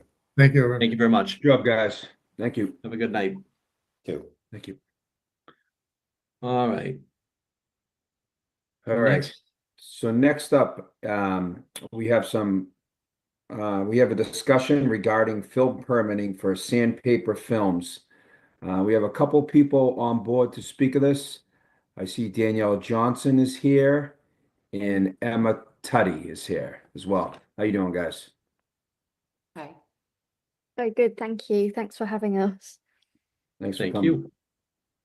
Danielle is in Canada and I'm in London, so it's an international. Danielle's a little bit jet lagged and it's very late for me. So Yep. if we don't make a full sentence at some point. Sorry you had to sit through all that. No judgment. No judgment. I know all about the Paul Revere. That's fine. Is it helpful if we give you some context about the series that we're making and Sure. the permit? So Sandpaper Films is a production company, and we've been commissioned by Netflix to make a 3-part documentary series about the death of Boston police officer John O'Keefe and the subsequent trial of Karen Reid. The series will explore what happened in the days leading up to Mr. O'Keefe's death, and will examine the fallout in the years following from multiple perspectives. We're obviously very mindful of the sensitivities of the case, the attention that it's garnered, and the impact that that's had on the town of Canton and the community. So we'll be very respectful of that in the series, and the series will treat everybody with respect and consideration throughout. So with regards to our filming permit application, what we're looking to do, it's quite simple really. We're looking to come and get some shots, some pictures of the town of Canton. So sort of outdoors on the streets. It's not a particularly big team. It's not intended to that we'll disrupt anybody's day, traffic flow, or anything like that. It's quite a straightforward kind of small crew, which would be kind of no more than 2 or 3 people on the sidewalk or road at any given time. That might be the operator, camera assistant, and a director. And it would be filming for a day or 2 in total. We've put quite a wide parameter on our application in terms of the timing, just because we are wanting to capture different seasons ideally. So we'd ideally capture Canton in the snow. We might struggle with that. Which we might struggle with. But unfortunately, we can't control nature. Yeah. And so we don't know when it's going to snow, and we don't know how long the snow is going to last for. And we have to get there from the UK. So we're just trying to work out our exact window availability. But as Danielle said, we would love to film Canton in the snow, but also not in the snow too. Yeah. Which is probably a little bit more flexible in that. Yeah. So we wanted to get our application in just to cover kind of a window of time that would allow us that flexibility to be responsive to the weather as much as we can be. But we can be clearer with specific dates much closer to the time, but we don't, leaving the snow aside, we don't expect that we would want to film before sort of May time, probably, for the non-snow version of the town. I think is that everything, Danielle, from our... In a nutshell, yeah, that's it really. So I know in the package, in the emails, you were talking about drone operators and things like, is that still a plan? We would like to do that, yeah. Okay. Sorry. We would like to do that, and we know that we'd probably be working with a local operator, because the correct permissions need to be in place. Don't they? Again, we would let you know the exact date that we would be doing that. I mean, equally in terms of the day that we would film, we will let you know the exact date when that is. I think the window is just wider at the moment, just because of needing a little bit of flexibility. But of course, we know that you need a specific date when we're actually filming. Okay. So, Mr. Duty, did you want to weigh in on any of this? No, it just really, I think the drone issue is really the only thing I'll comment on. So yes, we definitely want to know the date of any kind of drone use. If you're going to use a local operator, which I do encourage you to do, we will need them to contact us in advance. There are certain regulations that the state promulgates regarding drone use. So, for example, we would need to know that the drone operator is certified. We would need to know the flight plan. We would know, the location, because we do have a small regional airport nearby. So there are certain parameters that need to be met. So before you use the drone, if you could just have that person touch base with us so we can get the proper documents before the actual shoot. Absolutely. Absolutely. Yeah, no problem. So, Mr. Duty, are you okay approving this, even with the drone, provided that Sandpaper Films contacts your office with the details on the drone ahead of time? Yeah, sure. Just, contingent upon submitting the proper documents for the drone. That's fine. Okay. All right. Any questions from the board? I just have one or two real quick questions. It won't be long. You won't be going on private property without permission, correct? Absolutely not. Okay, and Not allowed. Okay, I just want to make sure that's loud and clear, because some people don't respect private property. Thank you. And the second question would be, before you come to town, you'll notify the town administrator, Mr. Duty, and or the police department, just to say we're coming to town this date and this date, so everyone's on board and knows when you're coming, because some people start calling and say, what are these people doing here? Just for your own sake, your own sake as well. So yeah, that's all I Yes, would, absolutely. my request would be that. So Yeah, thank you. not a problem. We're well aware. We've filmed in the States before. I'm well aware. In the UK, it's not quite the same. You can go on people's property and film up to a point. And I know that's absolutely not the case in the US. So yeah, we are very mindful of that. But yes, we will inform everybody who needs to know. Okay, thank you. Thank you. Any other questions for our guest? All right. Mr. Albert, do you have a motion? All right, so I move that the board approve the filming permit for Sandpaper Films in the drone operation as long as the proper documentation is provided from the drone operator. Second. Motion has been made and seconded. All those in favor, say aye. Aye. Aye. I abstain. Opposed or abstained? Mr. Albert Abstain. abstains. All right, so we'll do a roll call vote. Right now, we'll do the ayes. Mr. Conley, Aye. Ms. Boyden, Aye. and the chair is an aye as well. And Mr. Albert, you are abstained. I'm abstaining, yep, thank you. Okay, so it passes 3-0-1. Best of luck. Good luck. You can go to bed Thanks, now. guys. Yeah. Thank Good you. luck. Thank you. We'll go to bed now. Thank you so Go to much for having All a right, I'll thank go to you. work. Good luck. Thank you. bye. See you All guys. right. Now let's see if we can pick up some speed here. All right, I'll try. All right, so, sorry, guys, hold on one quick That's second. right. All right, next up, I move that the board approve the annual town meeting warrant contingent on town council final edits. I second that. Motion has been made and seconded. Any further discussion? Hearing none. All those in favor, please say aye. Aye. Aye. Roll call vote, Mr. Conley, Yes. Ms. Boyden, Yes. Mr. Albert, Yes. the chair as well, 4-0. Okay, next, I move that the board approve the Integrated Administration Employees Association Union contract. Second that. Motion has been made and seconded. Any further discussion? Hearing none. All those in favor, please say aye. Aye. Aye. Aye. Aye. Roll call vote, Mr. Conley, Yes. Ms. Boyden, Yes. Mr. Albert, Yes. the chair as well, 4-0. Okay, next, I move that the board approve the personal action form for Lisa Quinn. Second. Motion has been made and seconded. Any further discussion? Hearing none. All those in favor, please say aye. Aye. Roll call vote, Mr. Conley, Yes. Ms. Boyden, Yes. Mr. Albert, Yes. and the chair as well, 4-0. Okay, the next couple of these is due to vacancies. So first, I move that the board appoint the Canton Cultural Council, Jake Blake. Second. Motion has been made and seconded. All those in favor, please say aye. Aye. Aye. Roll call vote, Mr. Conley, Yes. Ms. Boyden, Yes. Mr. Albert, Yes. Chair as well, 4-0. Okay, I move that the board appoint a member to the Economic Development Committee. Gopal Chopra, hope I said that okay. Second. Motion has been made and seconded. All those in favor, please say aye. Aye. Roll call vote, Mr. Conley, Yes. Ms. Boyden, Yes. Mr. Albert, Yes. the chair as well, 4-0.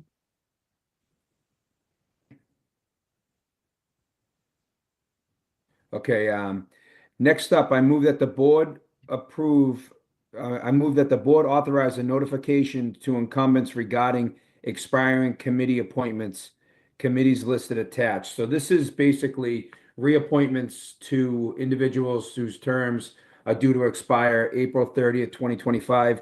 Confirming their interest for reappointment, letters will be mailed out approximately February 2025, asking for a letter of interest by March 21st, 2025. That I makes sense. second to you, that, but I Mr. have a Chair? question, Chair. Yes. So I feel like what comes first, the cart or the horse? Like, would the chair let us know if he or she thinks someone shouldn't get the letter prior to the letter being sent out? So if someone doesn't show up for committee meetings or doesn't do anything, how does that all work? So we've got a little bit of time before these have to go out, but let's take that particular issue offline and figure out how big of a problem that might be. Okay. Okay. Sure. All right. So motion has been made and seconded. Any further discussion? Hearing none. All those in favor, please say aye. Aye. Aye. Roll call vote, Mr. Conley, Yes. Ms. Boyden, Yes. Mr. Albert, Yes. chair as well, 4-0. Okay, next up, I move that the board accept and authorize the use of the gift in accordance with the terms thereof under Mass General Law 44, subsection 53A, the donation of car washes valued at $5,000 from Prestige Car Wash to the town of Canton Municipal Departments. Second. Motion has been made and seconded, and just to inform the public, this is an annual gift from Prestige Car Wash with a gift car washes for town vehicles. These are not for town employees' personal vehicles. These are just for town vehicles.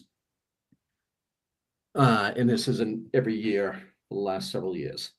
All right, motion has been made and seconded. All those in favor, please say aye. Aye. Aye. Roll call vote, Mr. Conley, Yes. Ms. Boyden, Yes. Mr. Albert, Yes. the chair as well, 4-0. Okay, next, I move that the board accept and authorize the use of gift in accordance with the terms thereof under Mass General Law 44, subsection 53A, the donation of $1,000 from Victor Del Vecchio and Alicia R. Lopez Family Fund for the Department of Elder and Human Services Fitness Programming. Second. Motion has been made and seconded. All those in favor, please say aye. Aye. Aye. Roll call vote, Mr. Conley, Yes. Ms. Boyden, Yes. Mr. Albert, Yes. the chair as well, 4-0. Next, Mr. Albert. Next, I move that the board accept and authorize the use of the gift in accordance with the terms thereof under Mass General Law 44, subsection 53A, the grant of $68,241.39 from Outfront Media for 150 Royal Street. This is the gross collected revenue. Second. Motion has been made and seconded, and just to inform the public, this is not the quarterly payment that they make to the town. This is based on how much revenue they make for selling advertisement on the billboards that we allow. So that's why it's a little bit different. All right, motion has been made and seconded. All those in favor, please say aye. Aye. Roll call vote, Mr. Conley, Yes. Ms. Boyden, Yes. Mr. Albert, Yes. the chair as well, 4-0. All right, next, I move that the board consider the approval of the request to serve alcohol Saturday, May 17th, 2025 at 10 a.m. outside approved license permitting hours of 11 a.m. and a one-day entertainment for MC and DJ to hold the annual Trillium 5K road race beginning at 8:30 a.m. at Trillium Brewing, 100 Royal Street, contingent upon police, fire, and building approval and written confirmation from Point 32 to ensure there are no sports conflicts on their property at the same time as the road race. Second. Motion has been made and seconded. If I ran that road race, I wouldn't need to wait. I'd have to wait till 11. I wouldn't be done yet. All those in favor, please say aye. Aye. Roll call vote, Mr. Conley, Yes. Ms. Boyden, Yes. Mr. Albert, Yes. Chair as well, 4-0. All right, next, I move that the board approve the request to obtain a special license to serve wine and malt beverages and entertainment permit for DJ at a one-day event, 5K road race after party to be held on the library grounds in a roped-off area at 786 Washington Street, Canton, for the Friends of the Canton Public Library on Sunday, April 27th, 2025, 9 a.m. to 10 p.m., contingent upon building commissioner, police chief, and fire chief approval. Second. Motion has been made and seconded. All those in favor, please say aye. Aye. Aye. Roll call vote, Mr. Conley, Yes. Ms. Boyden, Yes. Mr. Albert, Yes. the chair as well, 4-0. Okay, next up is a traffic committee update and mitigation Sure. recommendations. And Mr. Chair, I think you're gonna Yep. talk about this.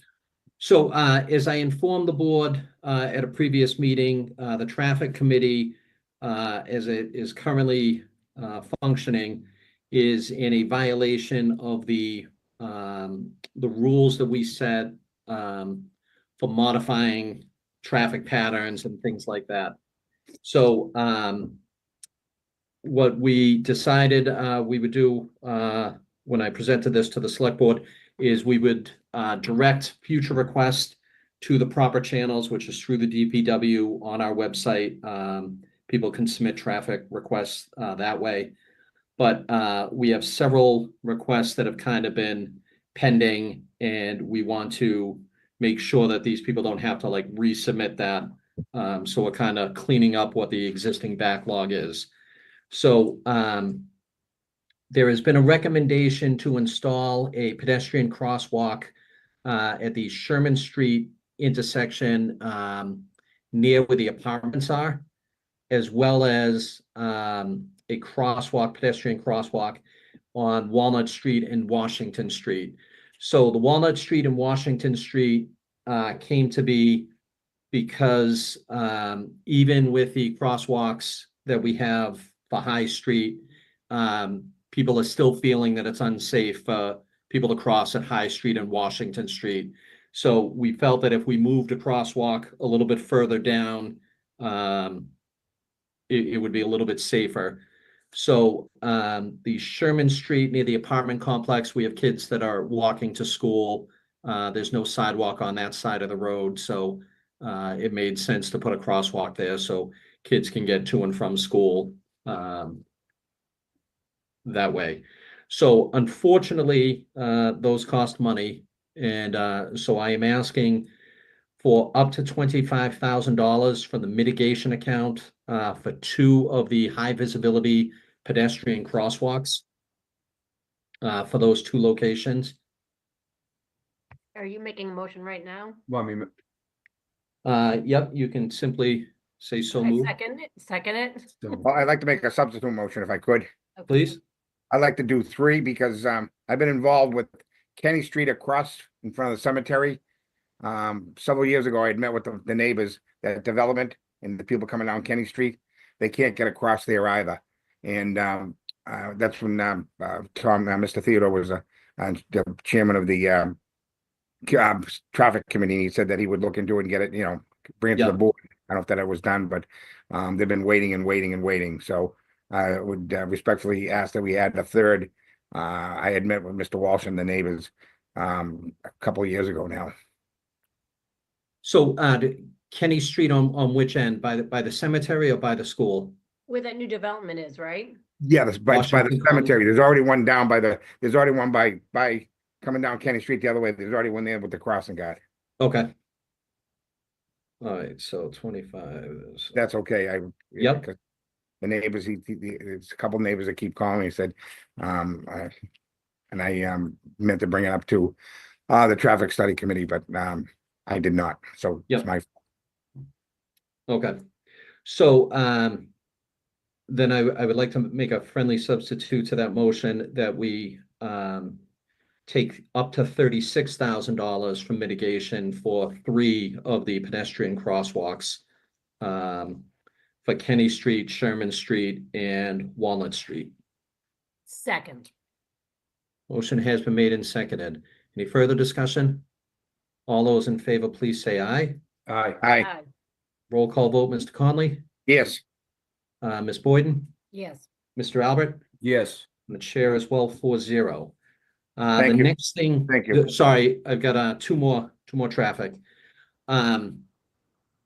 The Wentworth Street neighborhood would like us to lower the speed limit in there, and we are allowed, the select board is allowed to lower the speed limit for safety reasons. So I would like to lower the speed limit in that neighborhood, Redmond Road, Tilden Road, to 20 miles an hour. Second. So make that motion, Trish seconds. Any further discussion? So it's 25 now. So what's happening is police enforcement is going in there, but because the speed limit's 25, people aren't really exceeding that, doing 35. So if we lower the speed limit, which a lot of kids in there, so that's the reason behind that request. Safety. All right, so I made a motion, it was seconded. Any further discussion? Hearing none, all those in favor, please say aye. Aye. All right, roll call vote, Mr. Conley, Yes. Ms. Boyden, Yes. Mr. Albert, Yes. and the chair as well. The Wentworth neighborhood was also asking if we could ban trucks from cutting through there. And the research that I did is that requires a traffic study. It's not something that this board can do without a traffic count study.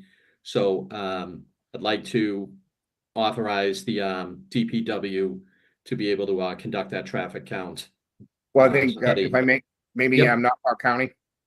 They used to, I don't know if they still do it, but we do have a commissioner in Canton that's on the from Norfolk County used to do traffic counts. But I'll let the DPW handle it, Mr. Chairman. Okay, so I'm fine with whoever can do it or should do it. And so I don't need a motion for that. I just need the will of the board that they're okay with that. Yes. And then Yes. Yep. finally, there has been a request from Spring Lane to add speed humps, and this was discussed at the traffic committee before the select board had approved the new speed hump policy. What we would like to do is a traffic count on Spring Lane as well, so that we have some data going into this, so we can make the decision on whether or not speed humps are appropriate there. Obviously, if we put them there, Fairview is most likely going to be looking for them as well, and Birchcroft and so on. But obviously, the traffic counts probably will not begin until winter is over, so that they don't get pulled up by the plows or anything. But I just wanted the board to be aware that those are some pending projects that I would like the board's support on. All right, that's all I have for traffic. All right, so on the next one here, Mr. Chair, it doesn't have an amount, but Yep, that's me again. you have okay. Yep. So as I mentioned to this board before, when we were talking about the Indian Lane project, I mentioned Indian Lane and pickleball, both as projects that I was going to put through to town meeting. After talking to the finance director and seeing what the other requests are for free cash, it seems unlikely that we would be able to get both projects approved at town meeting. And so I would like to ask that the board support taking money out of our mitigation account to address this Indian Lane drainage project. Alphonse was here discussing this, and he gave a quote of around $477,000. I would like to make a request that the board approve the use of mitigation in the amount of up to $500,000 to address the Indian Lane drainage project. And yeah, that's what we have. Okay. I second that motion. All right. Any further discussion? I just have a quick question. Sure. Either have the town administrator get with DPW. How many new, I was just like, I don't want this problem if you address it now with 500, there's definitely a problem. I support it 100%. But I don't want more developments keep going in there, keep going in there, keep going in there. So maybe that the town engineer or town engineer or Mr. Trotter can find out, how much possible, because I don't want to come back a couple of years from now and what we put in there was too small. You know what I'm trying to say? Yeah, no, it's I wholeheartedly. How many new homes been put in the last several years, and the water runoff and things of that nature. But there is definitely a problem. I support it, but I don't want to be short-sighted and just want to find out. Right, that this is just kicking it down for 2 years. Kick the can down the road. Yeah. It has to be done. So. Yep. Miss Boyden? Yeah, actually, and one other thought with that, is it one, what do you Two call it? locations. Drainage, or is it two? Two locations. Yes, okay. I don't recall the addresses that they, but Alphonse, our town engineer, did look at it, and he knows where to go. Mr. Duty? Yeah, two things, Mr. Chair. The addresses are 56 Indian Lane, and the other address is 187 Indian Lane. Those are the two locations where the flooding has been persistent and a problem. And then to Mr. Conley's point about future flooding, I think one of the things that's going to help mitigate that is, now that we have an in-house stormwater manager and our engineer is actually reviewing stormwater plans now, I think that it's very likely we'll be able to prevent that from occurring with that review process and the in-house people that we have looking at that. And I would just like to know, if I may, Mr. Duty, or Mr. Chairman, how many homes have been added there in the past 2 years, 5 years? Because there's been a lot of homes. Obviously, we have a problem. Yeah, I don't know that number, but we can check with Mr. Walsh. Yeah, would you? Yep. Thank you. But Mr. Conley, we'll also get confirmation that this fix is a long-term fix and could support. Yeah, because they've suffered enough. Absolutely. Yeah. Thank you. All Thank you. right. So we have a motion and it has been seconded. So any other discussion? Hearing none, all those in favor, please say aye. Aye. Roll call vote, Mr. Conley, Yes. Ms. Boyden, Yes. Mr. Albert, Yes. the chair as well, 4-0. All right, next up, we have the vendor warrant total for the week of January 23, 2025, $1,359,555.67.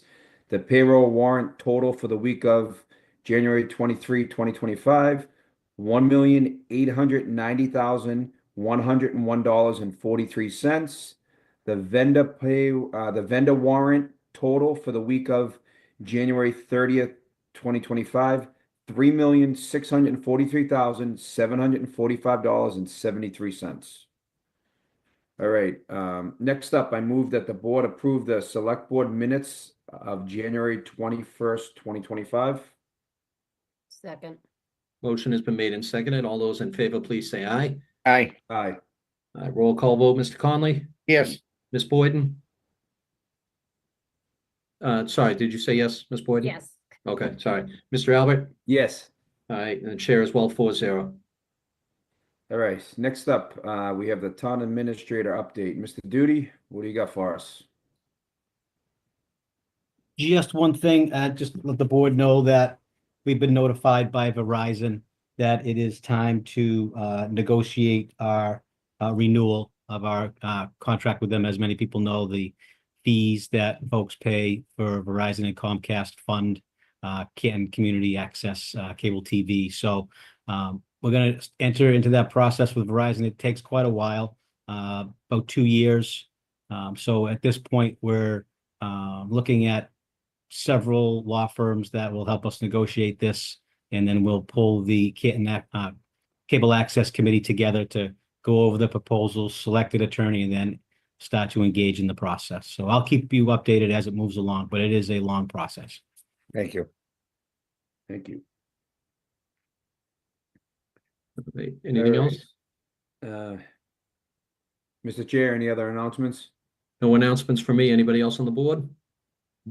Yeah, I want Yep. to thank the Canton Fire Department. Last Tuesday night, they came to my father-in-law's house. I called 911 because he fell and hit himself off the head. So awesome job, and thank you to all the firefighters who showed up and got him safely to Good Sam's. Thank I you. hope he's okay. Your father-in-law's okay. That's a Metza. That's a matter. He's okay. All right, right. Mr. Albert. So next, the select board will hold its next meeting on Tuesday, February 18th, 2025 at 7 p.m. remotely via Zoom. And I move that the board adjourn tonight's meeting at 9:11. Second. Motion has been made and seconded. All those in favor, please say aye. Aye. Aye. Aye. Aye. Roll call vote, Mr. Conley, Yes, sir. Ms. Boyden, Yes. Mr. Albert, Yes. the chair as well, 4-0. Have a good night, and we will see you in a few weeks. Thank you. Good night, guys. Have a good Thank night, you. everybody. Personal one. Good night, everybody.